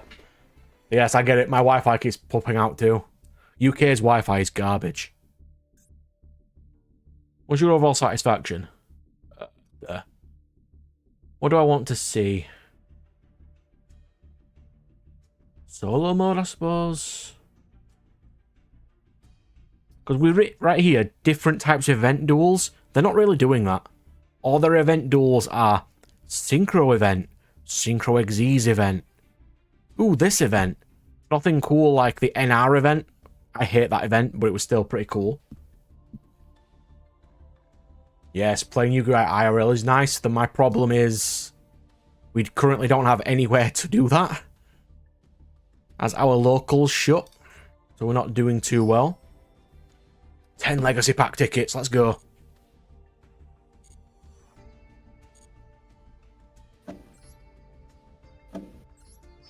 See, now my problem is I have 16 days to get to rank... Oh, it doesn't matter. I need one more rank in 16 days. I can do that. What would I do for an event? Different ban list events are kind of nice. All right, Brad. Troll. I'm gonna head out. Brother. Troll. You're gonna head out, good sir? Yes, sir. I gotta stream in an hour. I gotta get ready for. So Yeah, it's I'm cool, doing mate. a little bit of late. I'm only gonna be on for Doing a bit another of 2 late. hours or so myself, so... Yeah, I'm doing a bit of a late stream tonight with my buddy. That's so. cool. At least you got your car sorted, so that's something. Oh Oh, yeah. you finally got your car sorted now. Yeah. So the car is my car is totaled. It's I'll post pictures in Discord later, but I'll do it now because I want to get y'all's reaction firsthand. Let me post the pictures now. I've got download. Like a different ban list of potentially unbanning things that, because we know that things are banned that shouldn't be banned, or banning certain decks to lower the skill ceiling a bit. No, we're not doing Soul Charge. Because since it's going to be a local event as well, because the ban list hasn't changed, any banned cards are going to be really cheap if you want to pick them up. You could potentially proxy them because it's just a local event. Or you could just have a random guy from the locals who is a vendor who has those cards. Just come in and go, there you go. Have these. I put them in thumbnails and images. If you want to look at it right quick. Okay, how screwed was your car, sir? Oh. Yeah. Christ. Yeah. Oh dear. So I came to the conclusion that the rear brakes went out. So you're Which not is a why magical it's- mechanic who can fix this, no? Not without charging me a few grand, no. Yeah, it'd be cheaper to get a new car than it would be to fix Yeah, it. because if you look right there, the whole radiator support right there, one of those photos of the passenger side.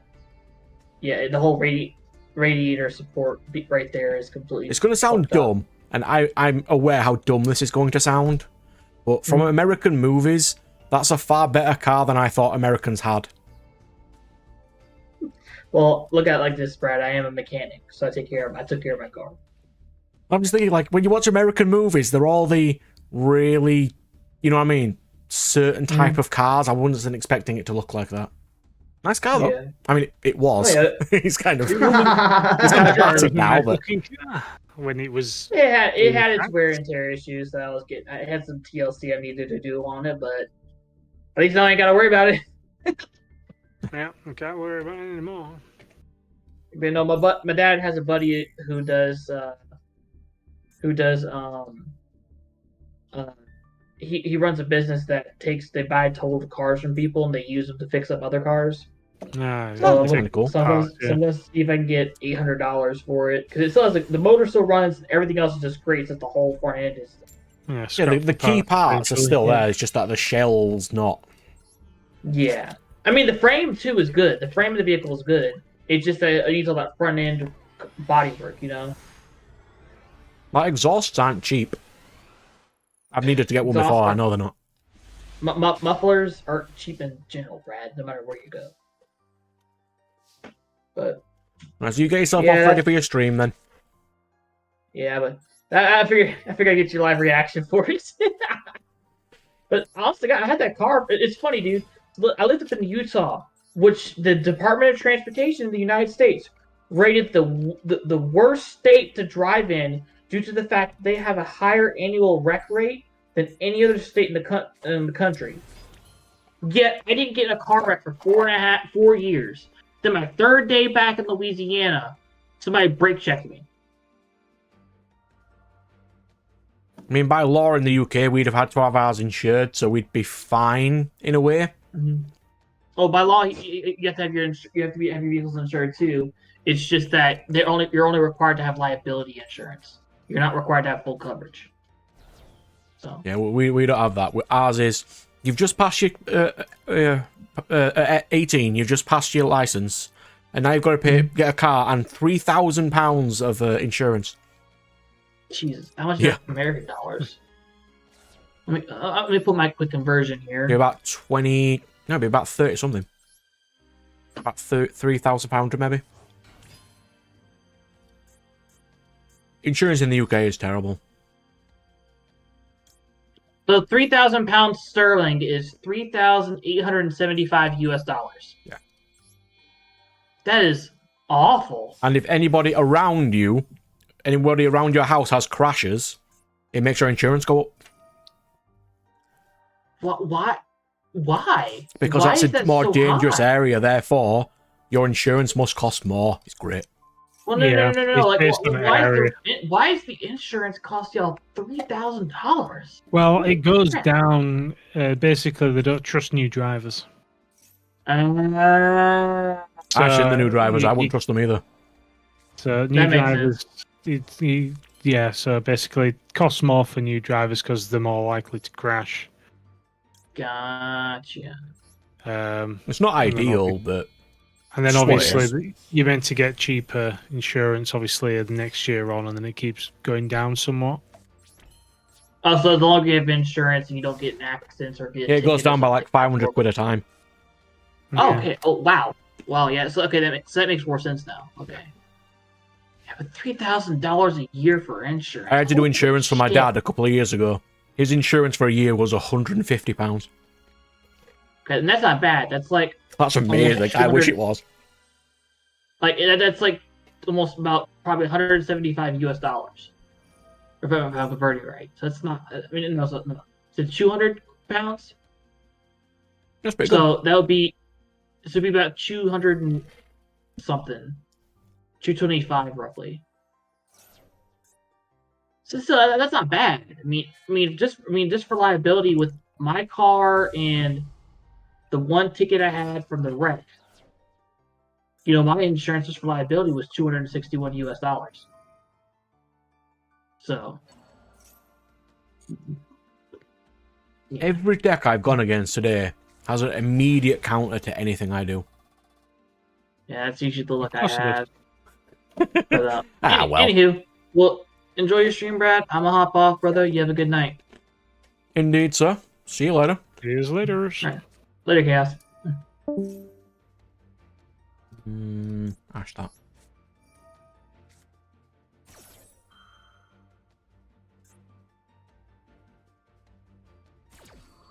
I'm not letting him send any cards to the graveyard. I mean, I've got no cards to do anything with, but...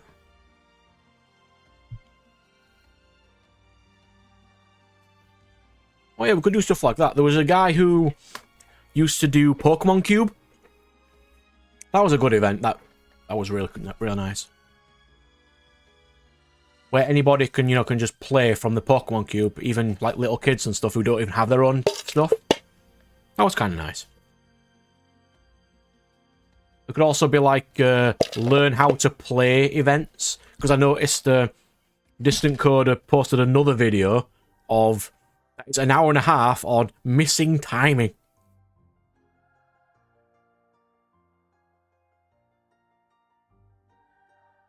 Because the locals that we can go to but we don't go to, there used to be a guy who, like when people are coming into the game, you don't go hard on new players. He used to hammer new players into the ground. That is not what you do. No, you can't miss timing. Indeed it was now. We don't have when effects. Because when effects are stupid.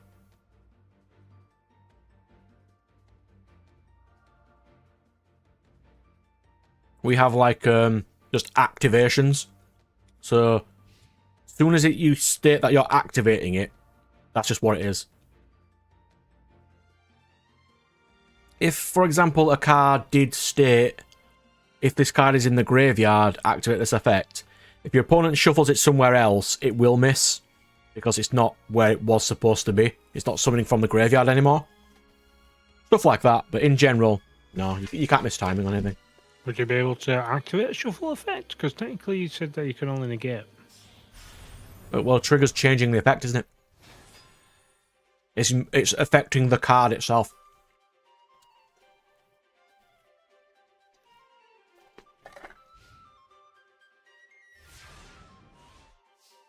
It's not an irrelevant card if you target the card that is activating its effect. Alright, so to clarify, if you are targeting said card,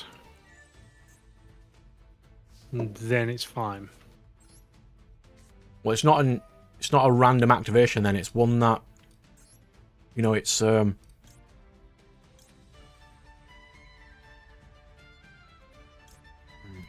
how to put it?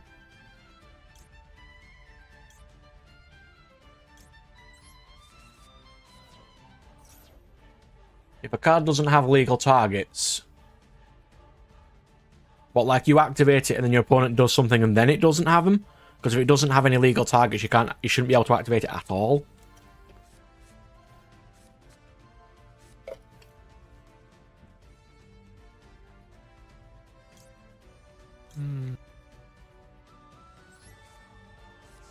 Why did I get duck? I mean, I'm just super misplaying here.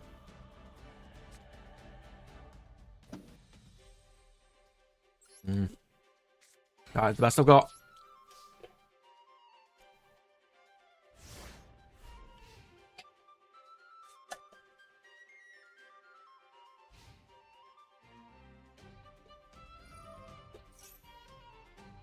Or then it'll just not do anything.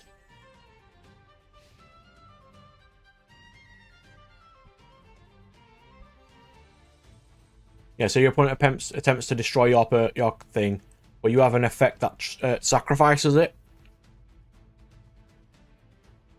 Yeah, their effect wouldn't be able to destroy anything, but since they're activating it in response to you, you don't have to target that card, so you'd still be able to target something else if they had something.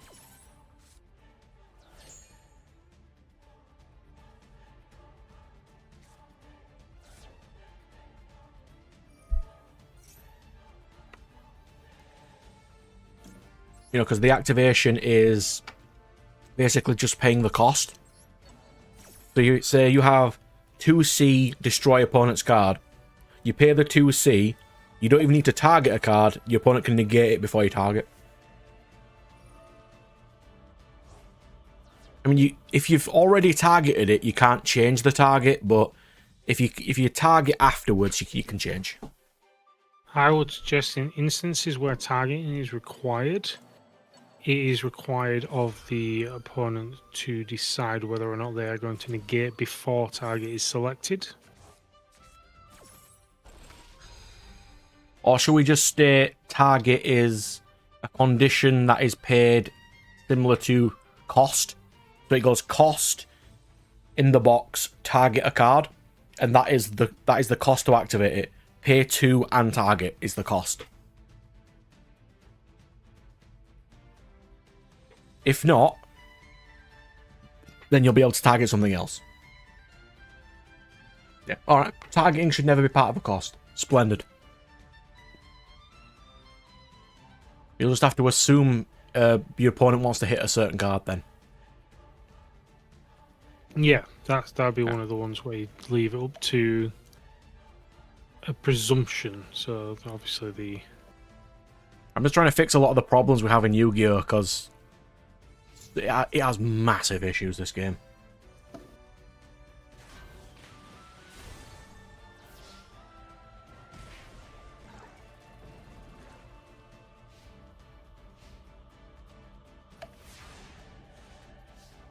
I'm just trying to fix it in the way of you say you activate 2 cost destroy a card.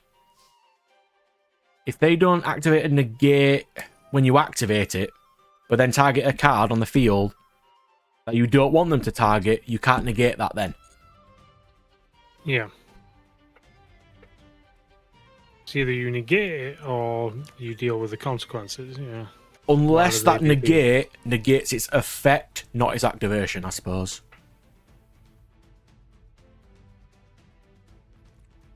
But no cards negate the activation of assists, really.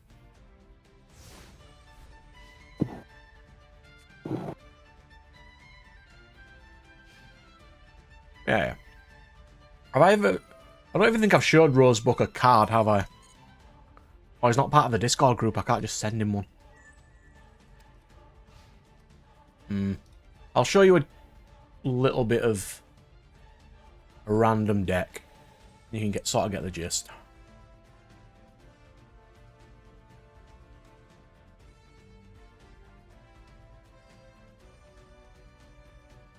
There we go. This one's fairly simple. Act once per turn, which means just once per turn you can activate that. It targets one in your afterlife and adds it to your deck. It shows it to the deck. And it has a continuous that just gives you an extra power per assist you control. It's the standard tier 1. Completely reasonable. And then they get stronger depending on what tiers they are. Fairly basic, that one. I'm leaving this one up. I haven't showed any actual cards, it's fine.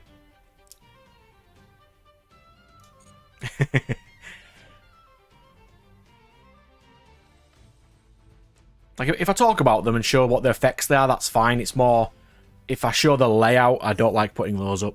Because we haven't copyrighted the game. Makes a whole bunch. Nat once had a mechanic that states, this deck starts on 100 counters. And if it gets to 0, you win. That was not a good mechanic. It was meant to be like a doomsday clock. But then we realised there was a card which was pay any number of resource that costs 300 damage per each. So if you just played that and just paid 100, you just cause your opponent 30k damage. I think one of the parts of the thing was you just gain life in counters instead. Yeah, it was a bit excessive. Which is what kind of caused the issues.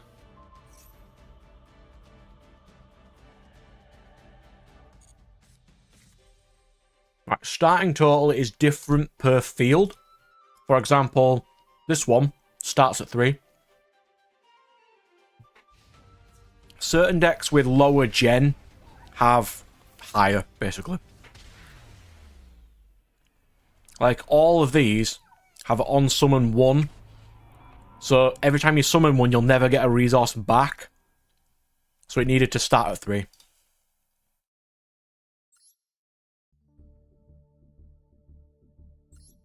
Oh, starting life. 10,000 currently. So here's a question. Yeah, 10,000. So here's a question for you. And I'm kind of wanting... I kind of want to see what your opinion is on this, because it's something I've thought about. I'll pick a different deck. Say this one. Say you start on 10,000 life and this is 1,200. Would it be better to leave it at 1,200 or just knock it down to 12,8 and start at 100? Is that easier or more difficult?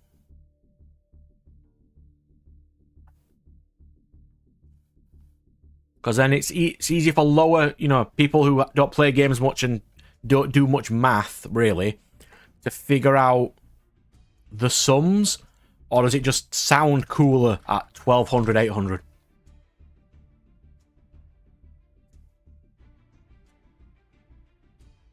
What's your opinion on that one, Nat? Do you have a vote?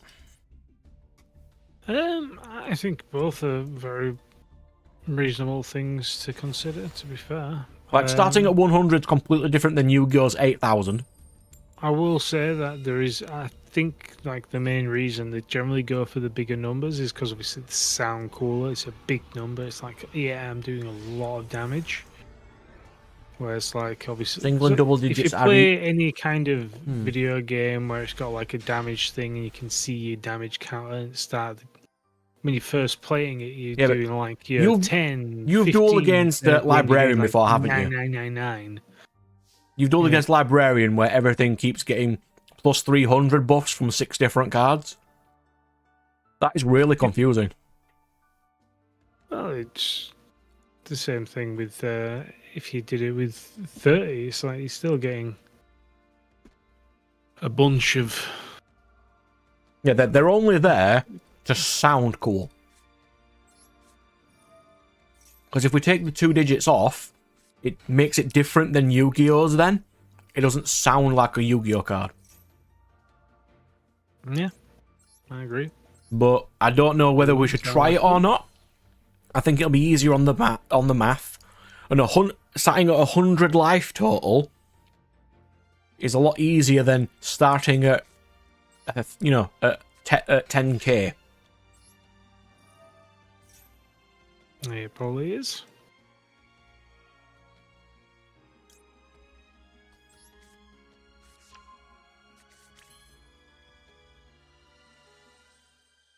Oh yeah, like the gods have like, well, in this state they'd have 30.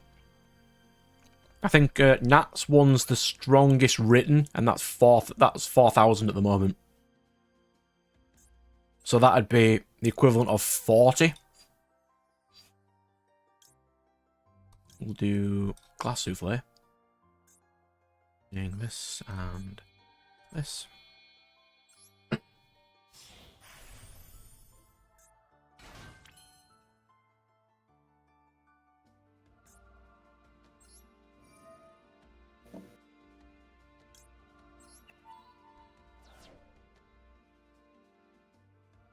Oh, and to state something that we haven't really said before, there are no 25, 50. They are all whole numbers of 100.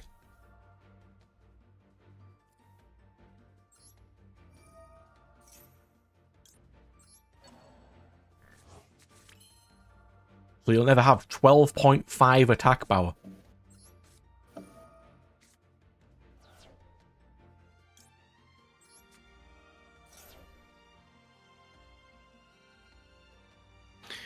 Yeah, Tier I mean, if 3 you wanted, is you could literally 23. stick to 10s, which makes counting much easier. Yeah. If you wanted to make counting easier. Yeah, the average tier 3 in power is about 2300-ish.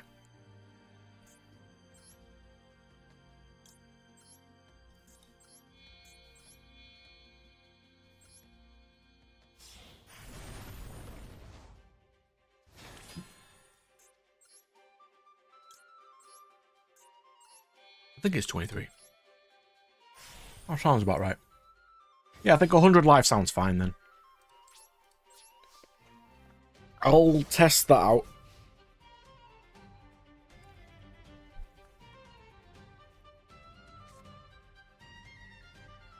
Cool. That's a little decision we did there.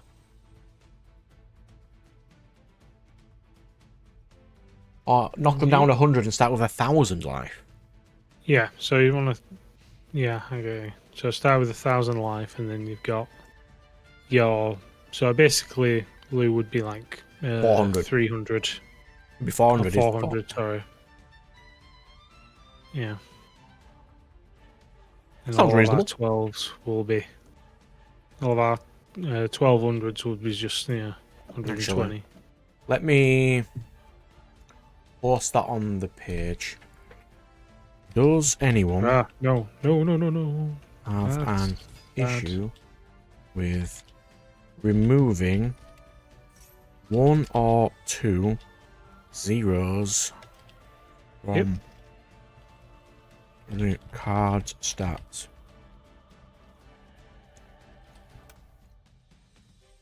Epitrontia. So Lou at 4k would either be 400 or 40, and starting life would be 1,000 or 100. Splendid.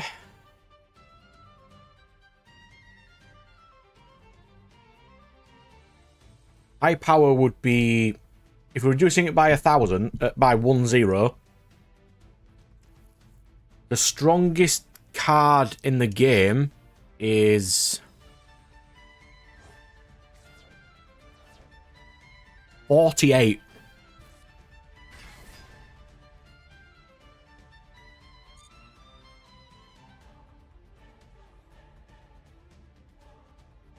So it'd be 480 is the maximum, providing you don't have like stat gains, because there is an equip deity that states any equip attached to this card will never reduce its stats, and it gains double stats from equips.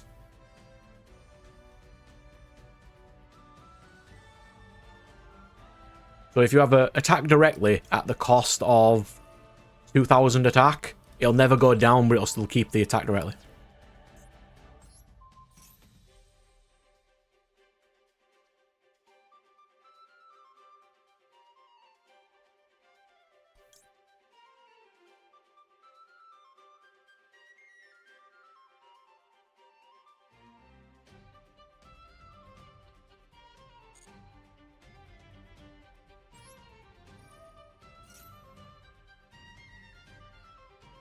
Yeah, it makes perfect sense.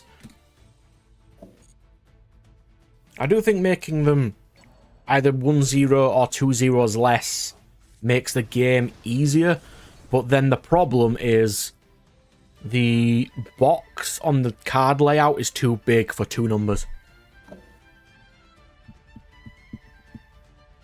Let me load one up. I'm not going to put it on screen, but I'll just load it up. I think I've got a Valkyrie somewhere.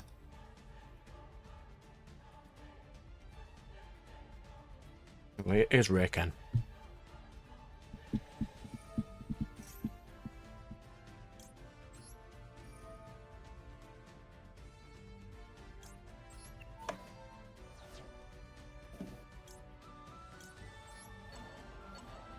Yeah, the box would be too big, so we'd have to make the box smaller.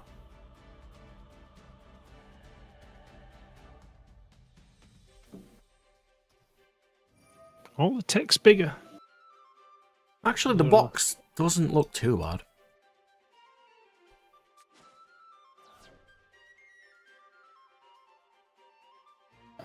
I'll be back in a second.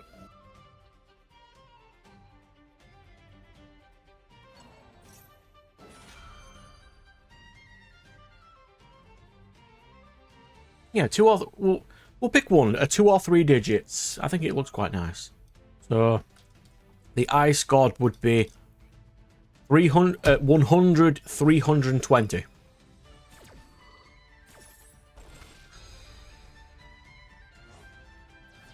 What's this guy even doing?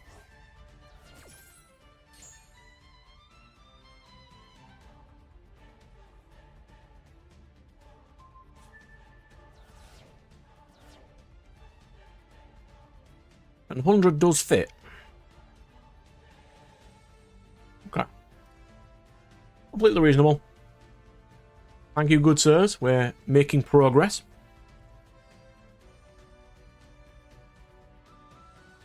And if anybody does want access to the Discord, just let me know and I'll paste that on there.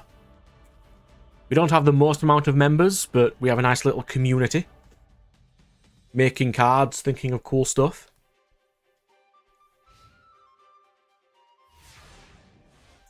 Okay, so he broke my entire best board with a standard Infernoid card. You know how depressing that is?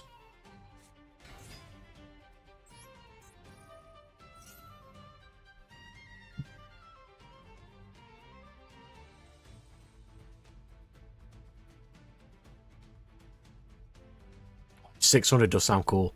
It would be the equivalent of 6k.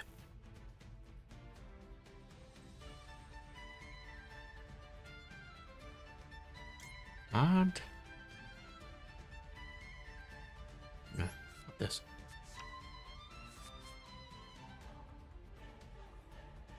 And we'll do this.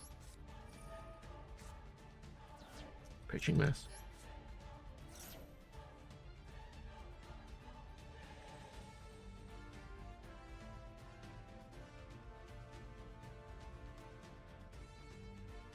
Yes, the grave deck. I'm working on that. It currently only has 1 card, but I am working on it.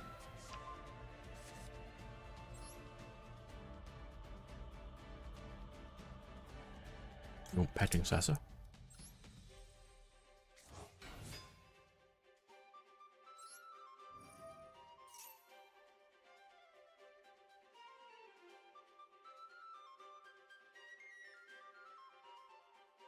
Would you have a question about it, good sir? Loading says.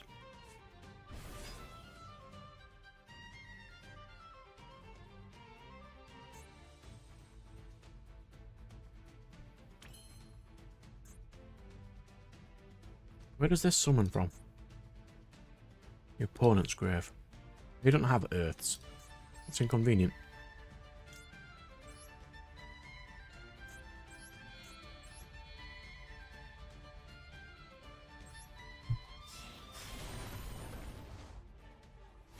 I think we've chose Mirage as our keyword for that currently. So it'd have Mirage -2, which means you can activate from your grave at a cost of -2. At the moment. Touch. Does it say up to 2 or those?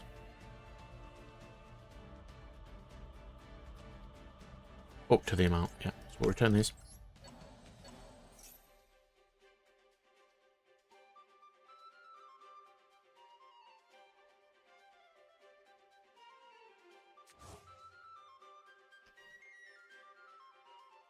Yes, you would, yeah.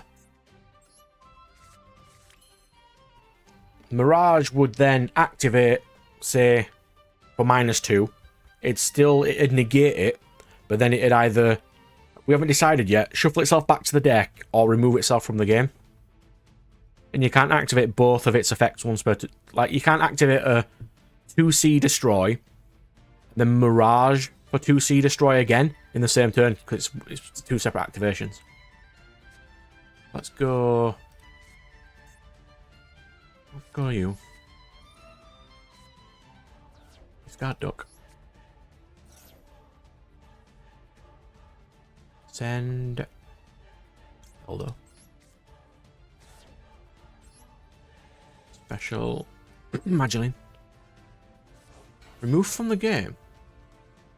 But in a mill deck, would it not affect the resource loop? If we don't shuffle them back to the deck as well?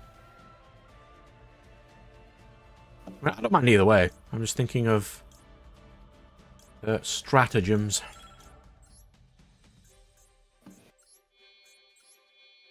You know, like milling and then activating their effects because they're cheaper in the grave to shuffle them back as their resource loop.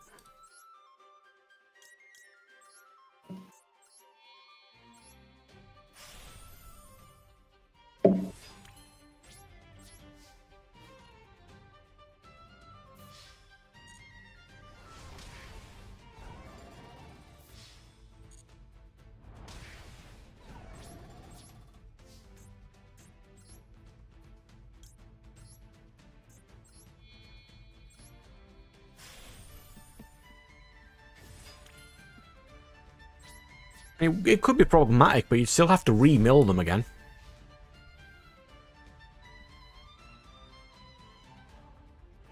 I mean, it is something we could test. We don't really have a Mirage deck at the moment. Or we make each Mirage one different. Some do exile themselves and some do shuffle. It'll be written on the Mirage text. And it's currently only called Mirage because the only deck that is using it is sand themed.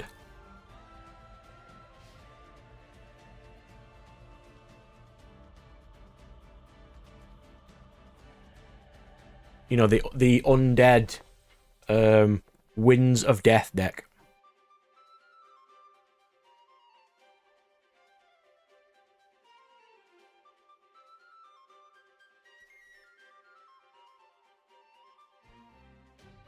Oh, did I tell you not? I've got 2 copyright things on my channel at the moment. Have you? Just from Pokemon. Wow. They don't like Pokemon somehow. I don't get it. Who knew?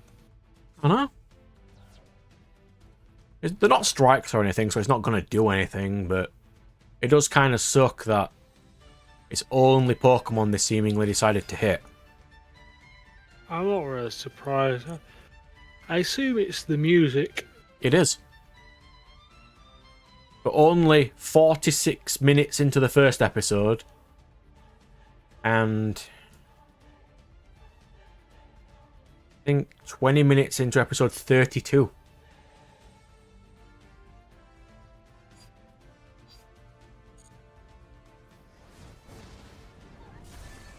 Bit of a strange. It's really random. Really random. They like doing that, don't they? I mean, I fought the first one, but since I'm not earning money off it, they're not gonna... It's not a strike or anything.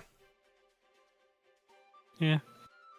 Well, I had one on a video I did, because I did a Hollow Knights video, and it's like I got a copyright for music on one of those, but it then just disappeared into ether at some point.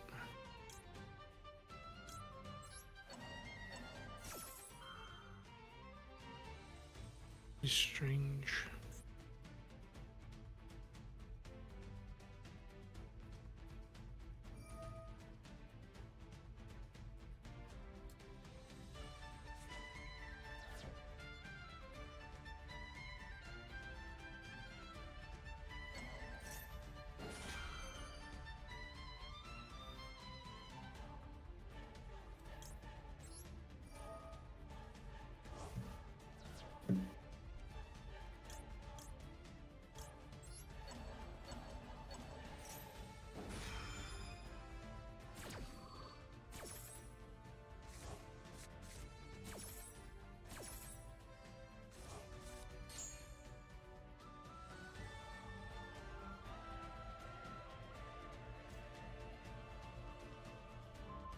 Because once I make this video on how to play the game, anybody who watches that video can basically make a deck of them, you know, a deck for themselves if they wanted to, which would save a lot of effort for me.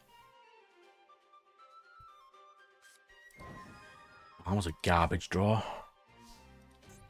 Okay, what can we do from this state? So we'll use Duck. We'll discard Herald. From deck to hand, we will activate... We'll get...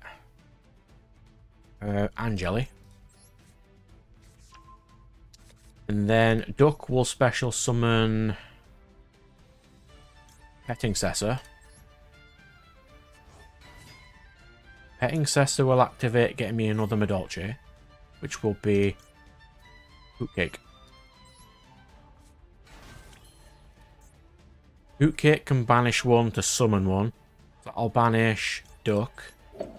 I'm just going to... I can't look away from the screen for a second, so let's go do this. I've got 68 seconds, so... Let's see. Messenger Gelato will get me... Kick it. Because I have this made in real life, so I kind of do want to practice the combos. Angeli. Then we go for you, using these. And that should be enough damage for kill. At 22 and 16.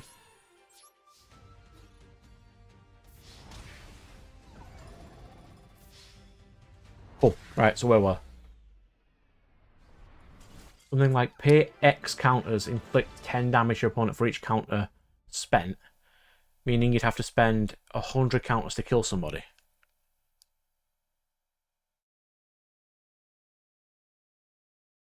I think we stated one counter is roughly 300 or 500. Because any effect that inflicts 500 damage is free, but any that causes more per turn has to have a cost. So it'd be 1 or about 3 to 400, so...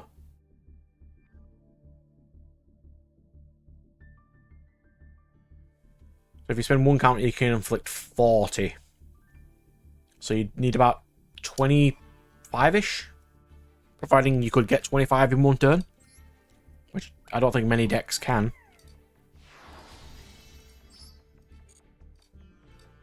There's a whole random system that we made, but we haven't really got there yet.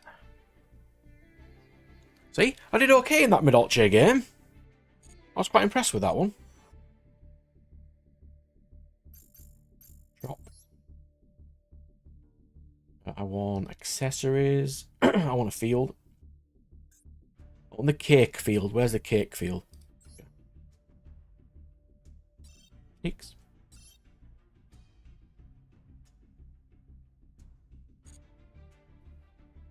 Yeah, it'd be like 3... I mean, we could call it dust or essence. Or I think shards is easiest because everything in the Deity Wars universe is crystal based.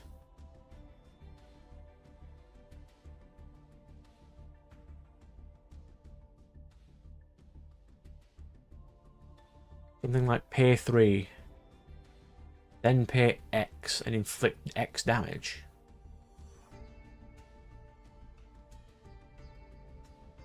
Potentially.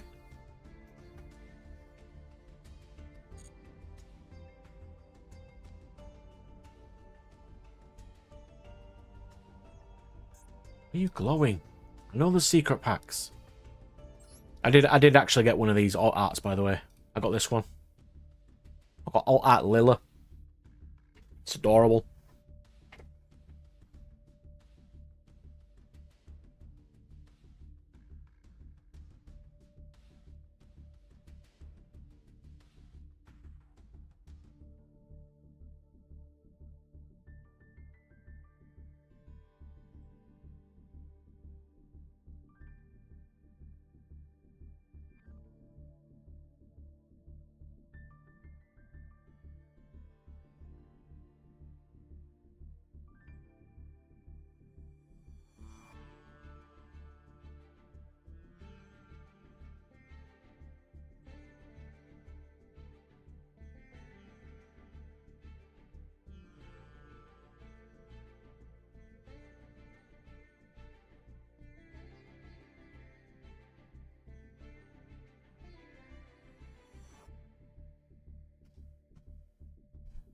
So I think I said I was going to make the rules video just with random assets, and then we'll swap them out later. So I suppose we don't massively need artwork. Something. I just need this one. The coolest one. We'll get there, though. We'll get there. I am slowly doing Madolche today. I've got 16 days to get a little bit up further. Then I think in 16 days they're bringing in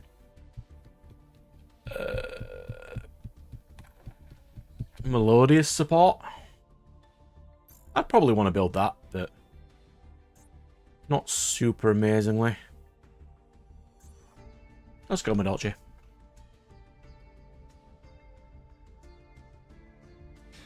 I think I emailed the deck to myself. Hang on. Look for me.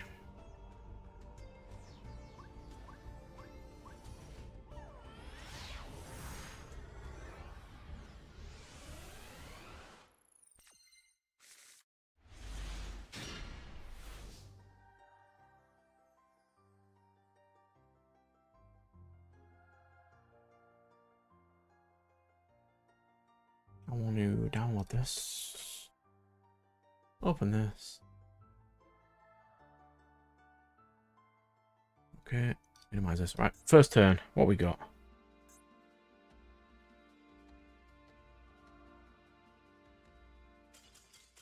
Oh, I win. Lovely.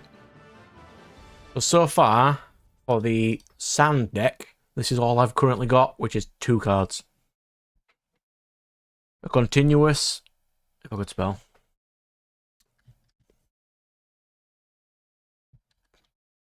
Oh, enable.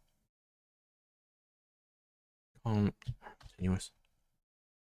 Which is just mill 2, and each time a card is milled, none of your cards lose 200. The rules are fairly simple to understand, really. If you do have questions on those, you can always write them and I'll answer them all. It's not a problem. So this one's just a standard that just activates both players mill 3. And then for Mirage, so it can be activated from the grave, for a cost of -1, so it'd activate for 2.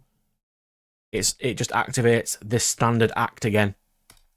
And then shuffle it to the deck. Artifacts are assists that have stats and can be summoned as monsters. They're basically trap monsters. So it'd have like act 1. Summon this card as 100, 100, Earth with whatever skill you wanted to give it. Where's my quotes? So it'd have the skill of Act 1, Mill 1. It just look like that. So for the idea for this deck was, these are the only monsters you get to have, and the rest are all spells that can summon themselves, because these 4 are the only survivors of this city, and the rest are zombies.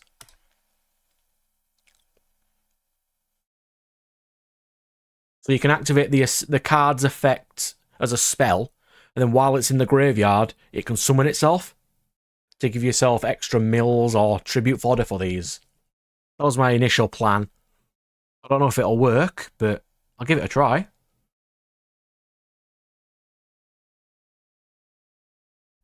Because this one, every time you mill, because it's an auto, so it's not once per turn, it just reduces your opponent by 200. Haunted Armor. Ooh, that sounds interesting.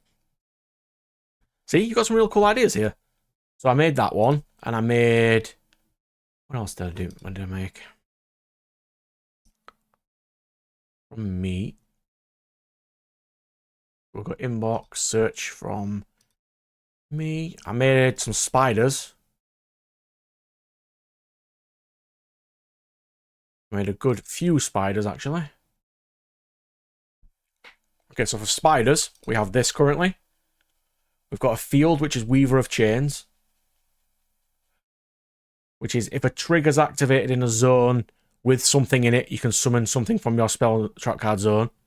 Ambusher, Predator, Infiltrator, Arachnoid Phobia, because they're arachnoids, so your opponent loses stats. Chain Assists that do things. Assassinate, which is just, instead of attacking this turn, you can kill one card weaker than you. It's searchable, because these are the assassin spiders. We're getting there slowly. Yeah, you do have equips, yeah. So equips don't stay on the field as you would imagine they do. They, when you activate it, it goes under the card like an Xyz unit to save space.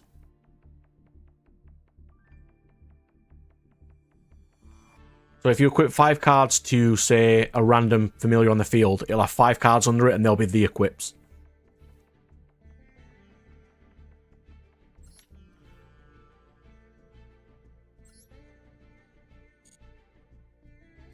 What was that random mook playing?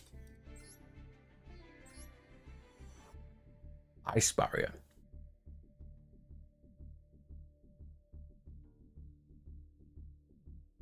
It's a pretty standard Ice Barrier deck. You can, unless you have a card that says you can. Like, you could just have one which is the effect of once per turn, target one, equip to this card, attach it to a different card. Or make it a continuous that can do it once per turn.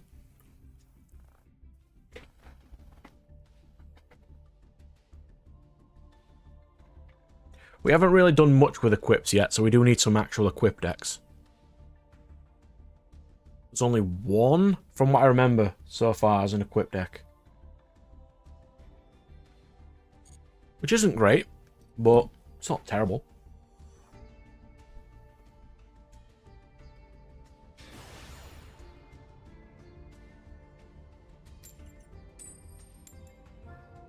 Similar to Anime Guardians, then. Okay. So you'd have something like Spirit Armor. Or not, we'll call it Spirit Greaves. Which can attach itself basically to itself. On activation, summons a token and equips to that token. Interesting. Either you go that route or you just do the artifact route where it summons itself, but then it wouldn't be equipped to something. Okay. Interesting.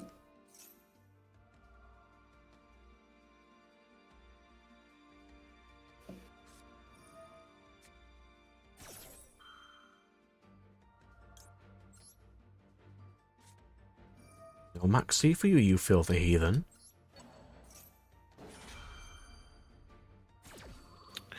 What's this firewall's all about? Hmm? What's this firewall? We're thinking of equip decks. So say you've got like Phantom Greaves. When you activate it, it summons a token and equips itself to that token. See that? Seems interesting. So you could potentially have a deck with no monsters, just assists. Yeah. Which means that if you did do that, then you could have like anti-familiar assists, which is all familiars lose this, and it won't massively affect you.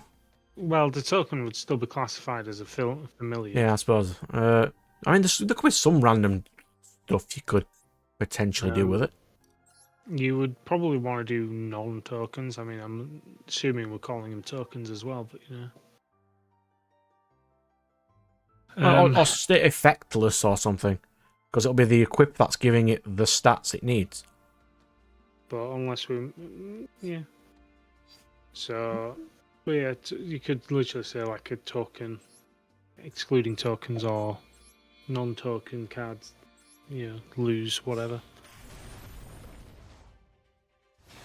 But there's many ways that you could do that, but that sounds like a very interesting way to do it. You could even activate an equip deck.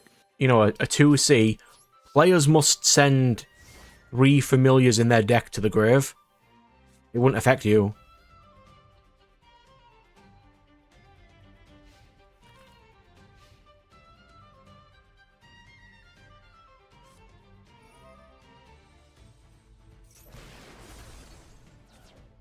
Yeah, yeah, of course he drew Storm. Of course he did.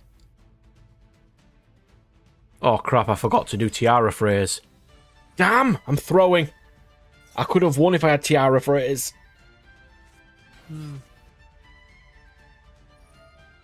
Yeah, I was just wondering if maybe the equip, you could literally do a... So you already got a spirit token summoned, so you just equip it directly to that one. So you don't summon another one.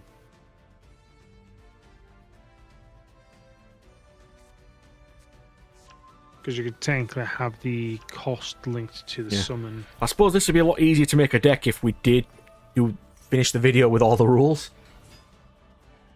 Most definitely. Which is what I'm going to do once I've filled out my recordings for this year.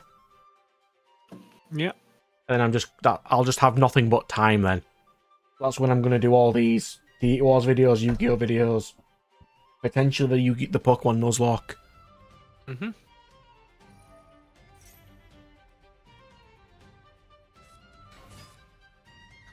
If I just had Tiara Phrase right now, I'd have won this game.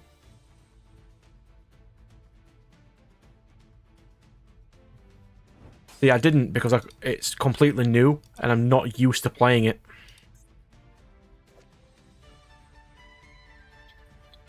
Yeah. You know, it's more of an interesting equip deck than I've made. Haunted Axe for 3. It spawns a spirit token with 100 power. And when the token inflicts damage, draw 1. Haunted Axe gives 200 boost while it's equipped.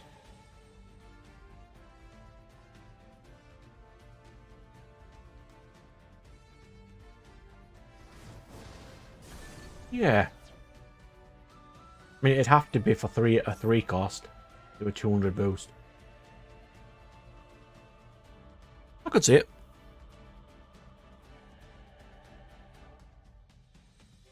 Come on, Senpai player, hurry up. I have games to play. It's fine. We'll get in there. I'm doing a lot better this week. My mental state is better. As last week I just lost all the time. This time I'm trying out new Madolche combos.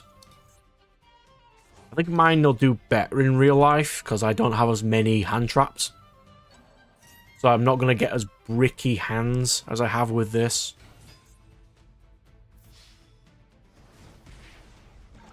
Yeah, we're feeling a lot better this week. Last week I had the dread of knowing that once I finish the stream, later that day I've got to drive 60 miles to locals. I wasn't happy about that. You didn't need to summon that, you're winning anyway. Totally needed.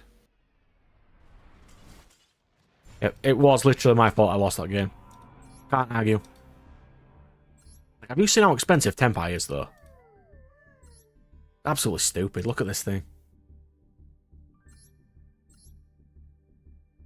All these are URs.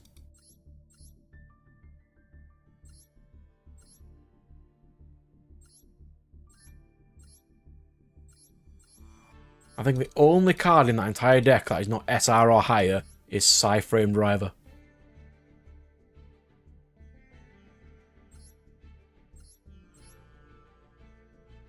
Stupid, that. You know how freaked out I was last week? Or earlier this week when Red Knight mentioned that he got in a car crash and he broke his car? That really freaked me out, by the way. It was a, oh, by the way, this happened. I'm like, you do not do a, oh, by the way. What we got? Boss monster of the decks, a metal dragon helmet, which gives you crazy powers. Ah. So if you have all the things equipped to it, so the token would have the effect of, if this card is equipped with this, it gets this. Equipped with the next one, it gets the next skill. Or do you have a fusion card that fuses them to do stuff?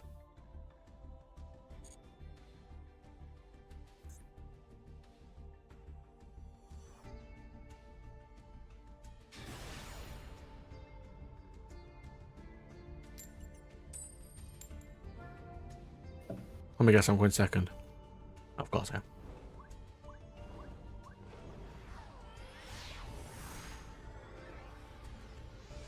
We've got something else that's annoying me now. What? I still owe Dave money, and every time I ask him to think of something that he wants, he can't find anything, because he doesn't need things. Cool. I said to him, I'll give you an entire Digimon deck I've randomly found. His response was, it might have some alternate arts in it that I don't have. I'm like, it won't. Think of something. I'm trying to help here. Pick something and you can just have it. Yeah. The token with 4 equips. Okay.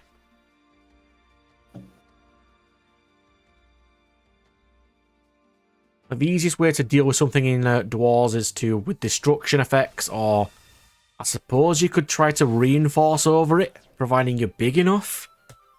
If it's got protections.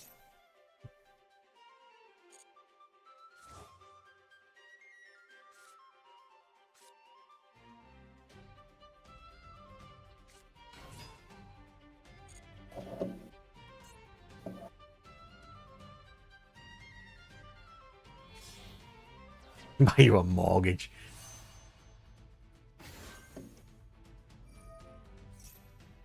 I can't pay for another mortgage. I've got my own mortgage.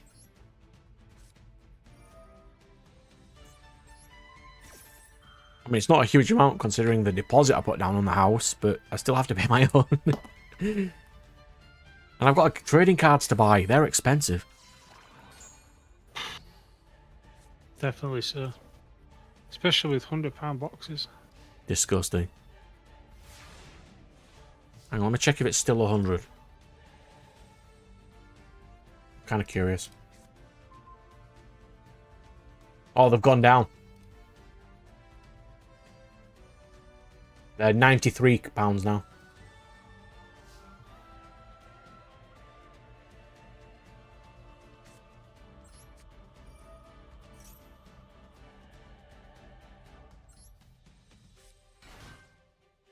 Hang on, does Tiramisu state card?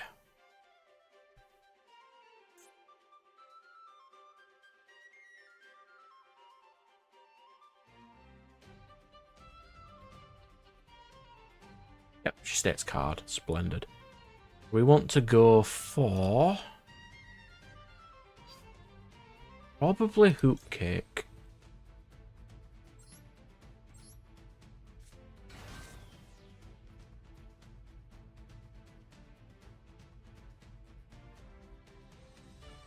I mean, we say civilized. I mean, England is more civilized than Scotland right now, as they're sending people to jail who harass people online. You can get jailed in Scotland if you say bad, mean things to people online. Yeah. You know how stupid that is?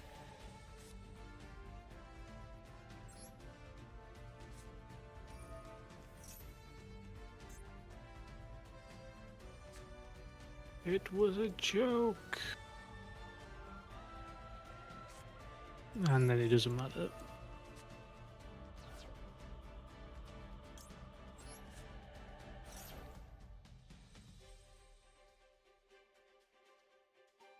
I'm playing the weirdest game going, by the way. Oh, yeah? Yep. Oh, put on the thingy, you can then see the awesomeness of what this is. Honestly, some Scots I can understand, but if it's the thickest accents, sometimes I can't. Yeah. There are some accents which are just too thick, and it's like, you're just like, I can't understand you.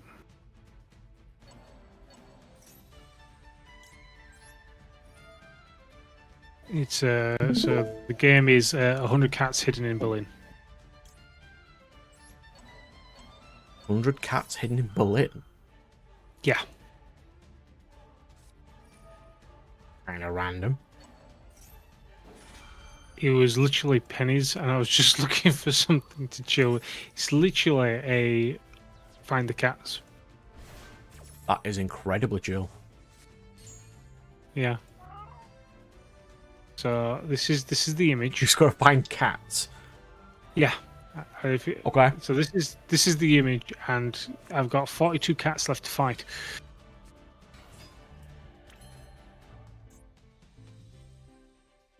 Because there's 101 cats hidden in Berlin.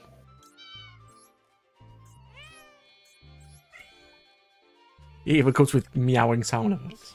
It does come, and each one is called something different. So each of the achievements is a different different cat's name. So one I've just found was Bill.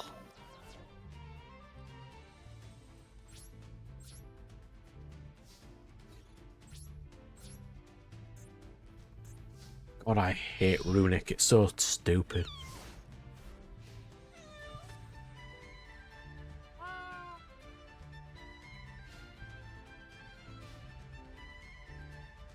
Oh, so the equivalent of plus 1,000 for a 3 counter like as piercing? Yeah, seems fine.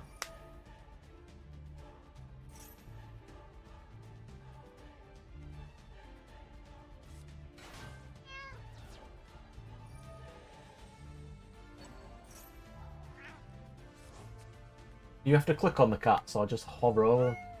You click on the cats. Otherwise that would be too easy. Just go like this. Find them all. There's one at the base of that tower, yeah. I mean, sure, that's a real cheap game. I'll do. Yeah, it's like literally. I think it was literally peanuts, and it was just like, do you know what? That's shut. Like, look at where they put that one. That's like nowhere. Limmy Show. I don't think I am. Doesn't sound familiar.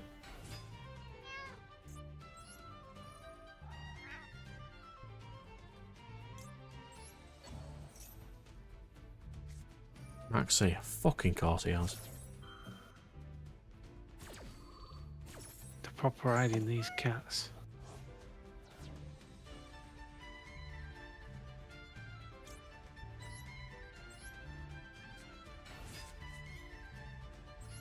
I'm essentially playing Where's Waldo with cats.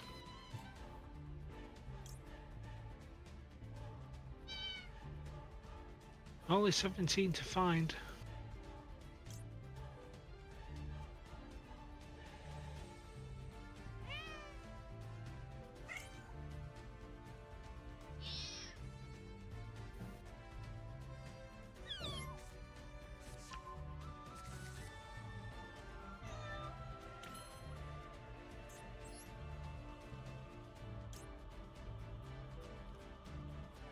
He doesn't have any earths. Can't do anything with Sistart, so left. That is the best I have.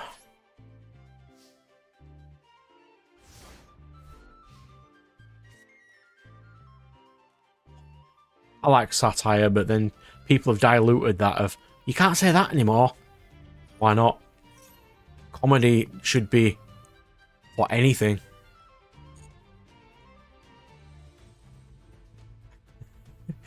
Yeah, I know that feeling. I'm like that at work with a lot of people. I just can't understand a damn thing they're saying. Because we have radios on certain things. And I can't understand if I'm talking to a person straight in front of me, I can understand them, but over radio I can't hear a damn thing.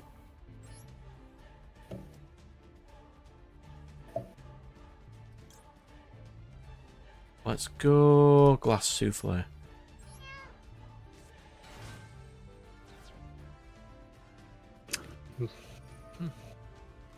Down to my last 10 cats.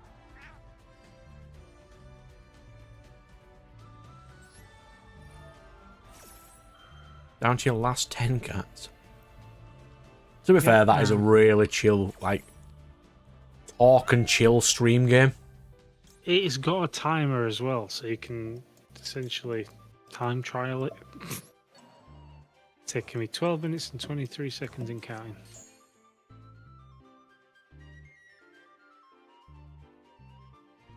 God, fuck.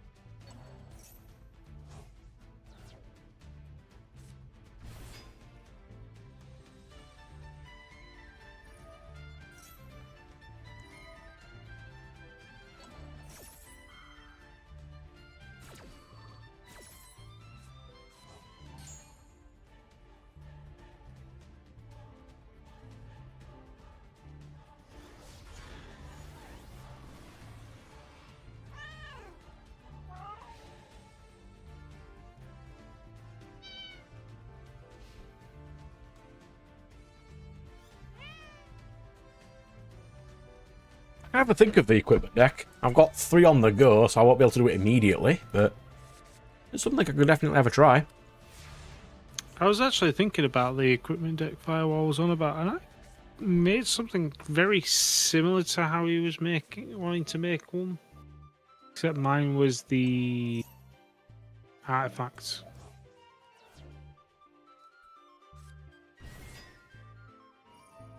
So they're all going to be artifact cards. I mean, we haven't even decided if artifacts is going to be a thing. Indeed.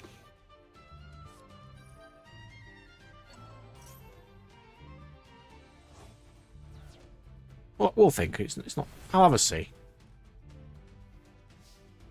Oh, this guy playing Bestial Runic. Good geek.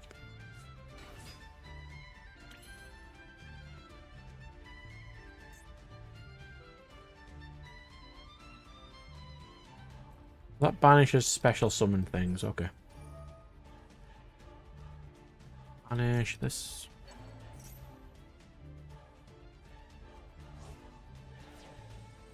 I would like Messenger Lato. Well, literally down to my last 3. I would like.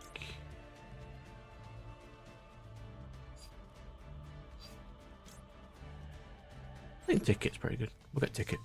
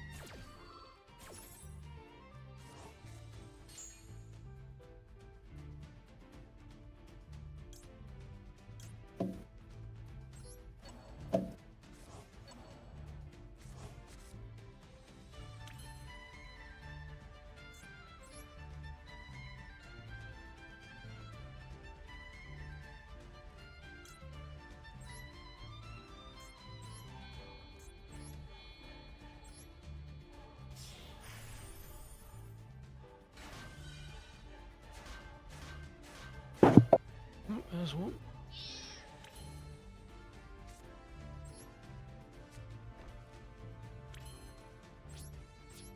Okay, let's see.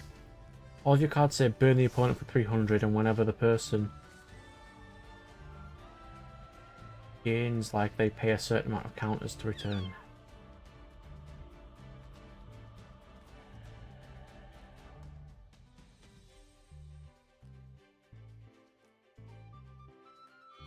Oh.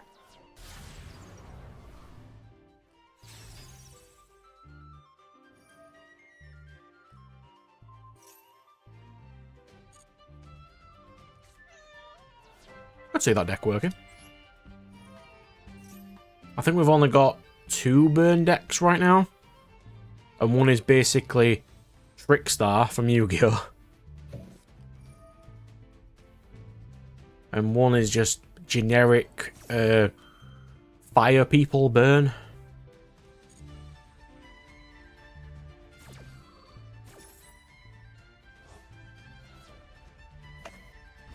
Well, that was that game. Took me 16 minutes to finish. Well done. Thank you.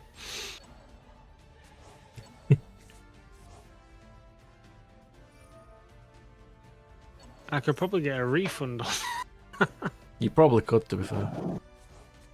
I'm not going to. That's just mean. There's no way I can win this game. I'm not even going to bother. It's fine.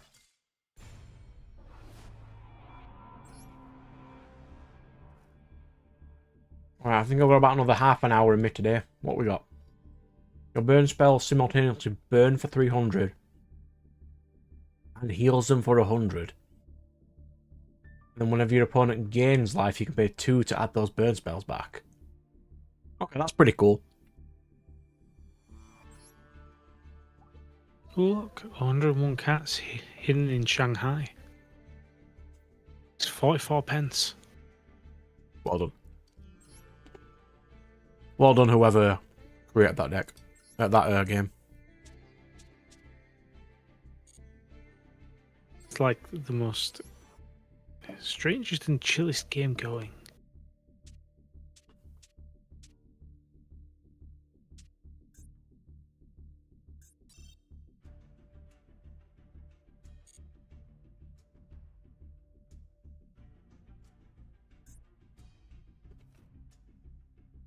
Yeah, my burn deck isn't too great, to be fair. I made it because our characters needed rivals in the lore.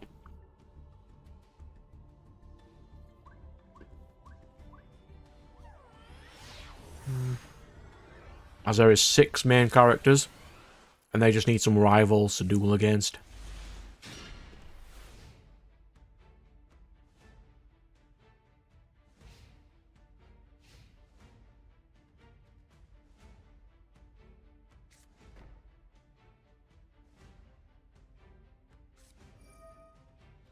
Oh, strap tricks.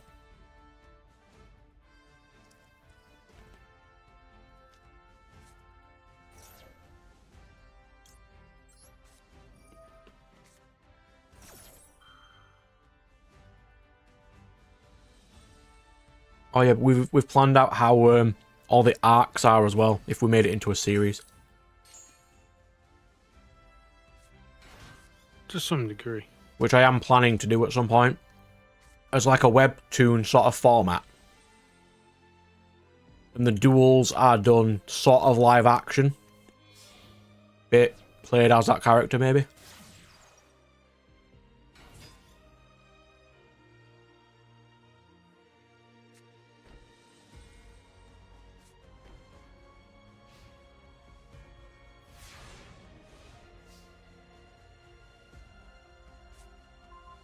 Something for a wind deck. Looks like we're trading.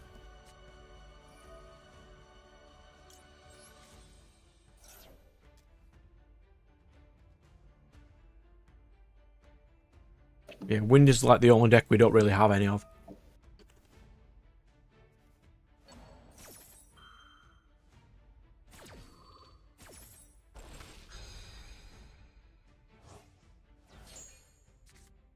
I mean, you can banish it, I still draw 2, so...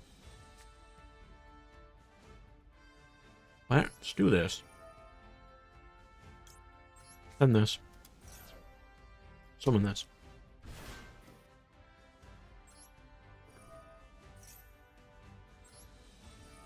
Soldier, then you lose Jumper.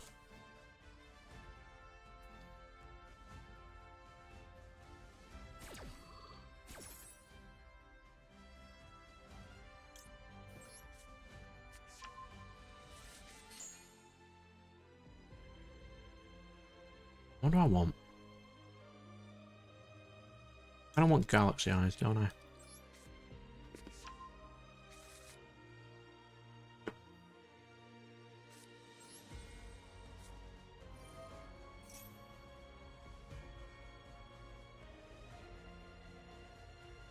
A deck of bounce spells. Okay, that does sound fun.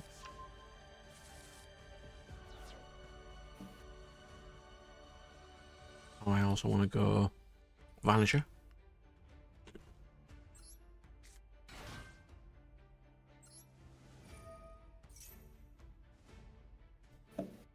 Vanisher will get me Galaxy Eyes.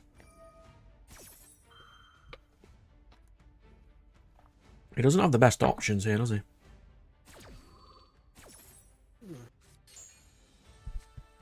Right, I think I'm going to shoot now.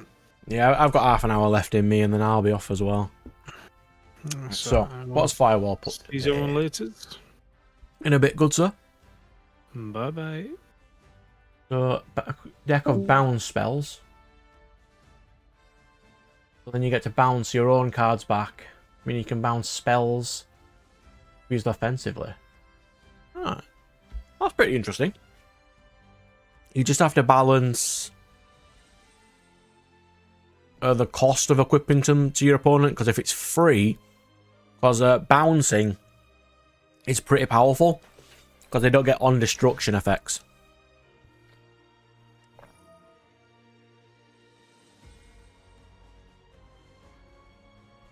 Seems interesting, though.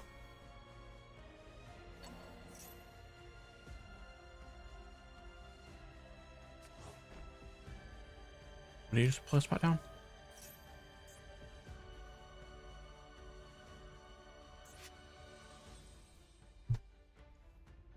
Okay. I've done a lot of stuff today. I'm quite happy with today.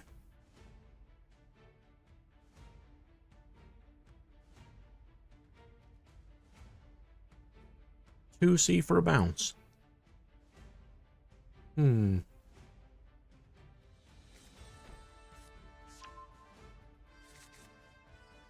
also depends on what it states with the bounce. Like if it is destroyed, does it bounce? But since it does equip, it can also be negated.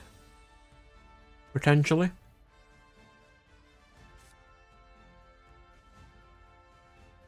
Let's do this.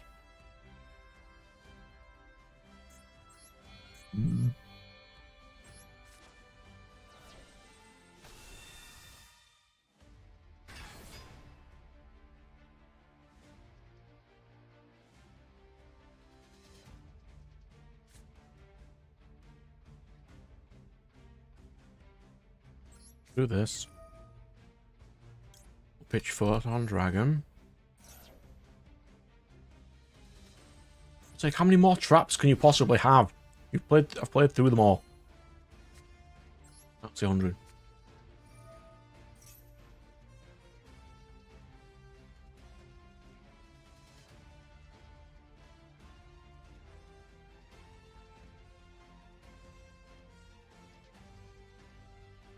My logic in which bit, good sir?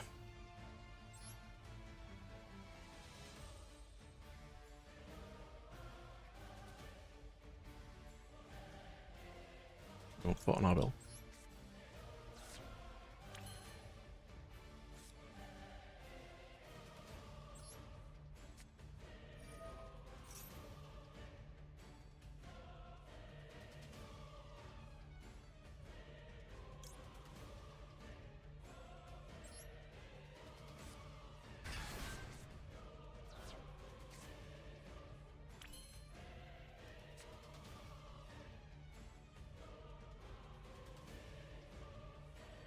Let's do trance.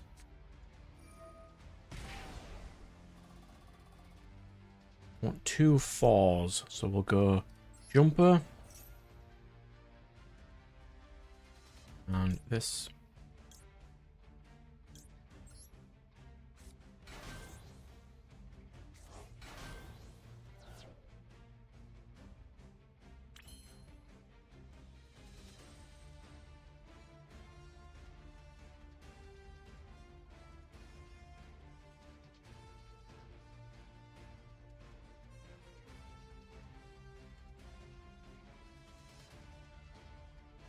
Oh, we're just talking to himself on that one.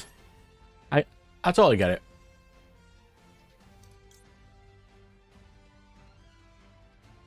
What do you... This one? Yeah, so you'd pay 2 to equip it to your opponent. But then when it's destroyed, do you also pay an additional cost to bounce... no, to destroy your opponent's card? You know what I mean?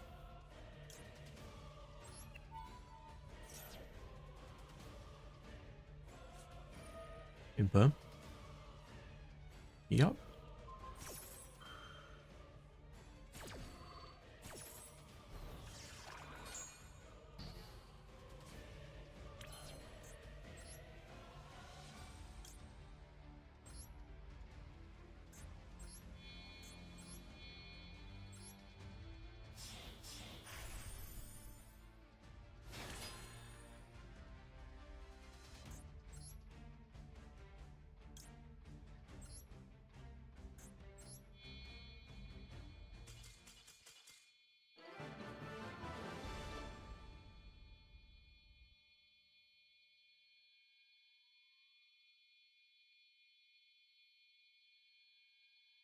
Ah, I see. So you need additional cards to bounce.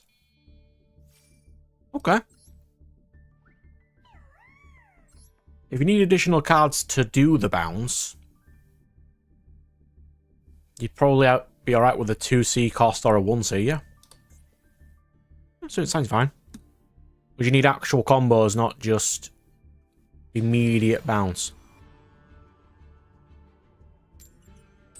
You could have like standard ones of once per turn, bounce 1 card on each field.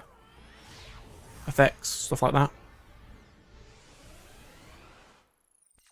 Seems fine to me. That is a horrible first turn hand.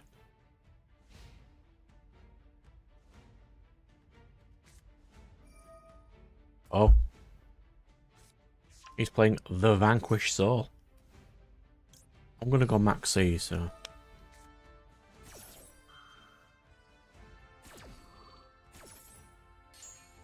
So we've got, I think, what, 20 decks at the moment, each unique in its own way. So that's its unique thing. It's just how splashable would they be in any equip-based deck? As like tech options, or is it more of a deck of its own stuff?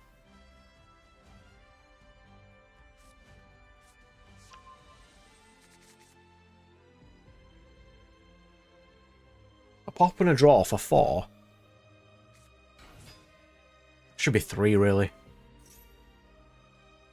A draw is 1, a pop is 2. You can lower that to 3. It's not too bad.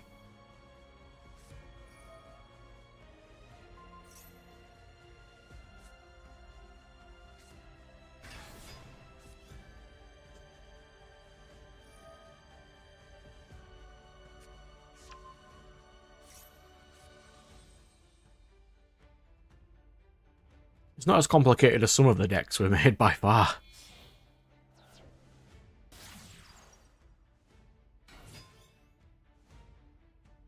Go on, summon again.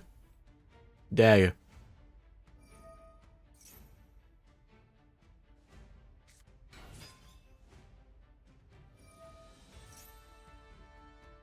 Nope.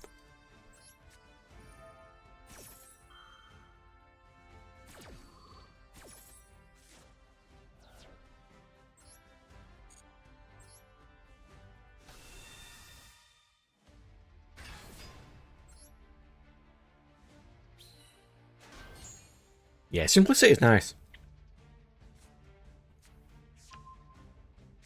Nothing wrong with a nice, simple strategy.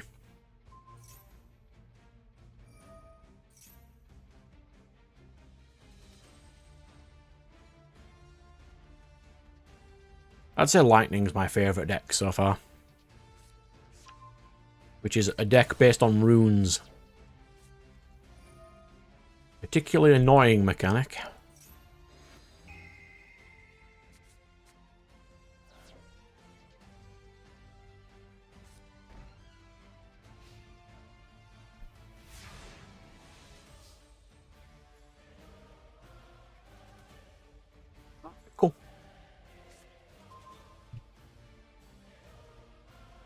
can I punch over whatever he currently has? It is possible. But if we go... this. Does he like that?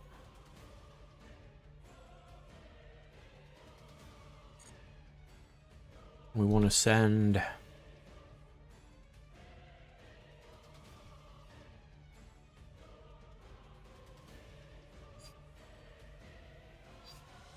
suppose we'll send Photon Jumper.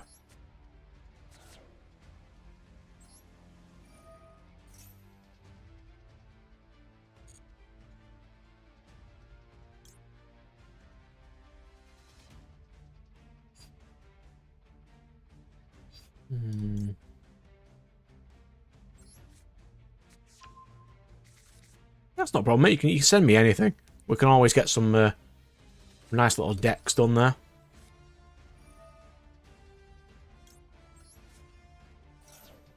Have I ever showed you the concept that we did for the lightning deck? For you to know, to understand what runes do.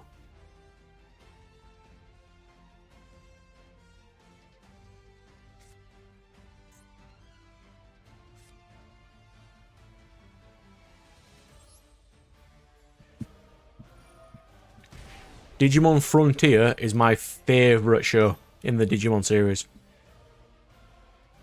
Let me make sure I'm talking about the right one first. Digimon Frontier. Yes, Digimon Frontier is my favourite one.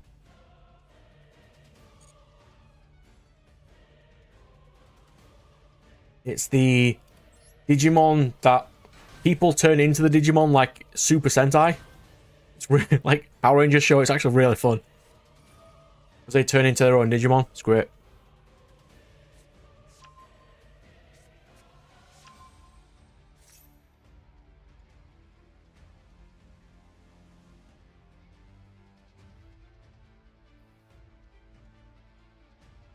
Let's check what he actually activated before I do anything else.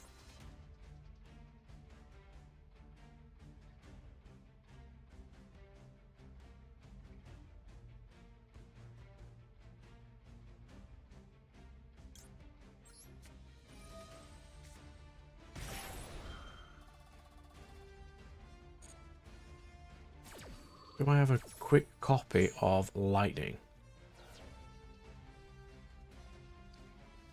Yes, I do. I will quickly get that.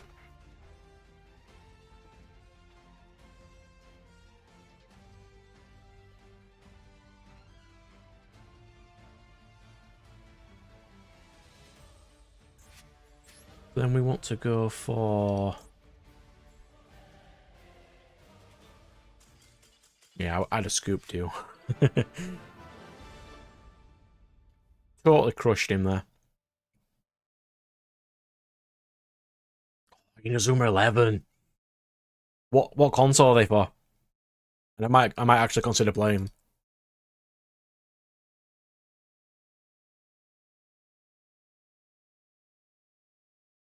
them. Need that. It currently finished. Rebuild. Lightning. Alright, so this is the Lightning deck. I'll see if I can get those. So, on summon, they get charges and can be recharged via other cards.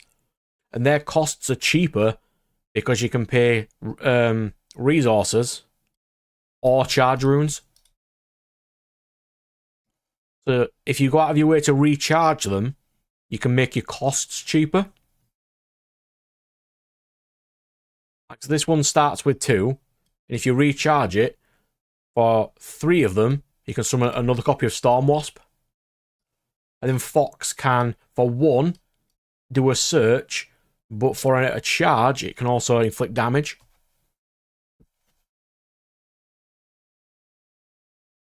So they've kind of got costs and charge costs.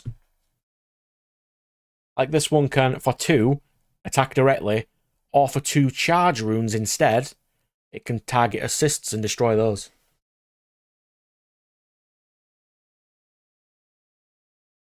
And yes, there are a lot of bear puns, like Bare Knuckle Fighter, Voltic USB.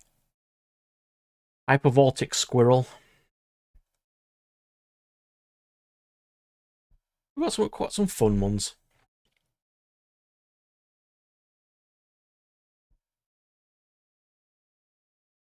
Remove any number of storm charges you control. It gains 500 per each and summons itself. And you can do its own little costs. That's probably my favourite deck. Yeah, they're basically cards that just gain counters on themselves. So you can pay from your field, where all your counters live, or you can pay with charges that each individual card has. But if they're destroyed, the charges are removed. And you can have cards which is like, recharge one card you control. And you can pay costs with charges in that deck as well. It's a nice little addition. Yeah, so a rune is a deck that just gains counters on themselves too. Ice is the same, but they use their runes to weaken your opponent instead. It's a fun little deck. Do I have a copy of Ice anywhere? Yeah. Cards lose 100 if they're not Ice. These attach runes to your opponent instead. Nice little Ice deck. Remove 3 frost runes from anywhere, because you can give them to your opponent to do stuff.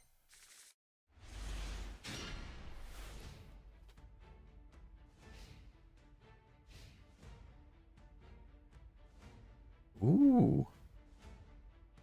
It's quite nice having something similar to Magic, because they actually know what they're talking about.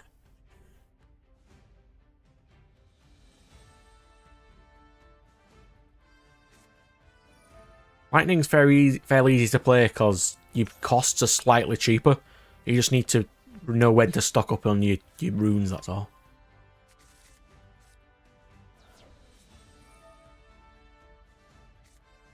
Then there's the Corrupt Church deck, which uses Faith runes to steal your opponent's cards because they change their allegiance to you. They're the only 3 rune ones we have at the moment.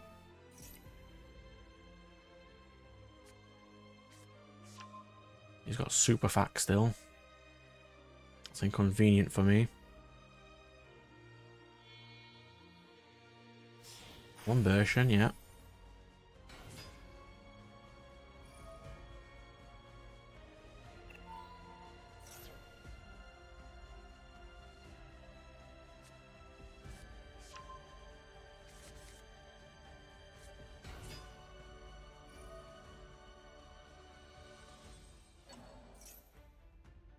Also, if it's like a tier 3, you can pay 6 charges to summon it. That's interesting. I could do something like that. Have a nib.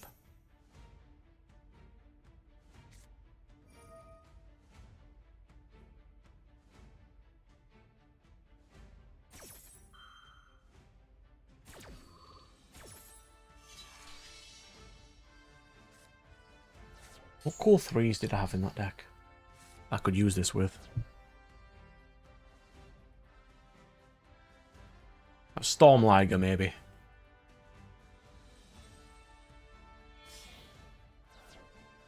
You can remove like 5 charges to summon a tier 5, providing you can. That'd be a nice little combo.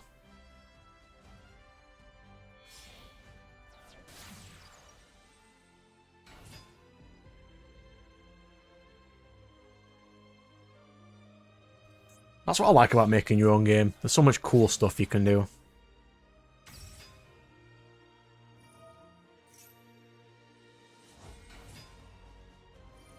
I've got a feeling I'm not going to be breaking this board.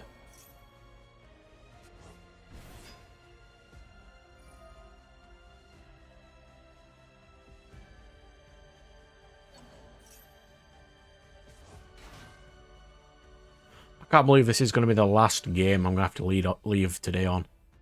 Just losing to Cyber's Pile. Fluid Neotempest Terahertz, sure.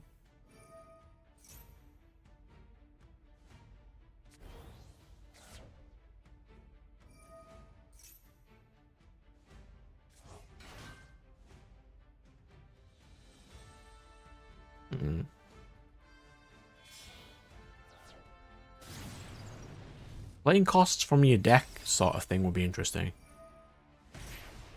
But if you do it, it's exiled from the game, maybe as a way to lower its cost slightly. You know, its power. That's not going to help me. Right. Galaxy Soldier. Send Photon Dragon.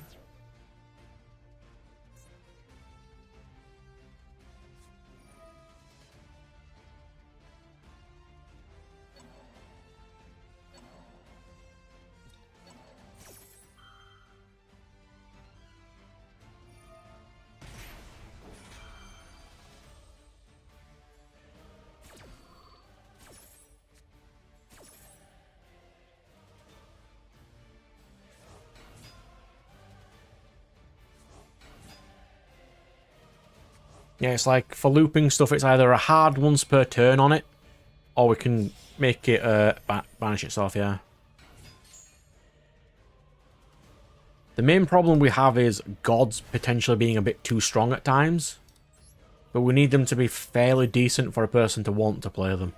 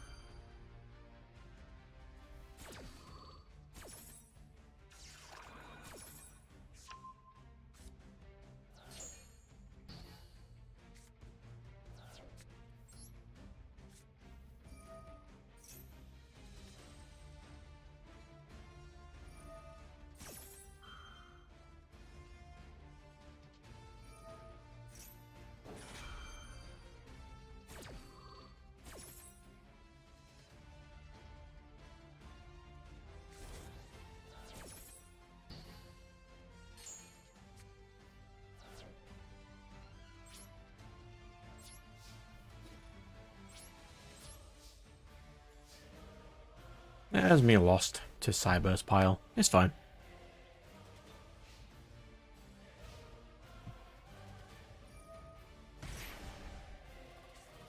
Here's a random fun deck I made earlier. The Dancer deck. So they all have on-summon effects and can bounce a card to bounce themselves to the hand and summon another card from your hand. So you can cycle through all the Dancers getting different effects. So you can like target assist you control, bounce that, and then play one from your hand, or you can do that same with these. Quite a nice little interesting deck I did got there. Well, what other fun ones do I have?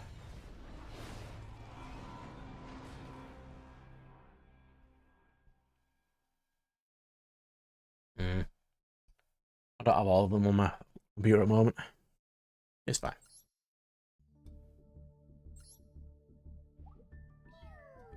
So my good sir, I'm going to probably have to call it there. If you do have any cool ideas though, feel free to message me anytime you want. I'm always usually up around this time anyway. And I'll always get back to you. Post anywhere on the Discord thing. Nice little chats. And I'll see you later, good sir. Take care of yourself. Enjoy the rest of your week. Nice little bit of a weekend for you. Take care. See you later.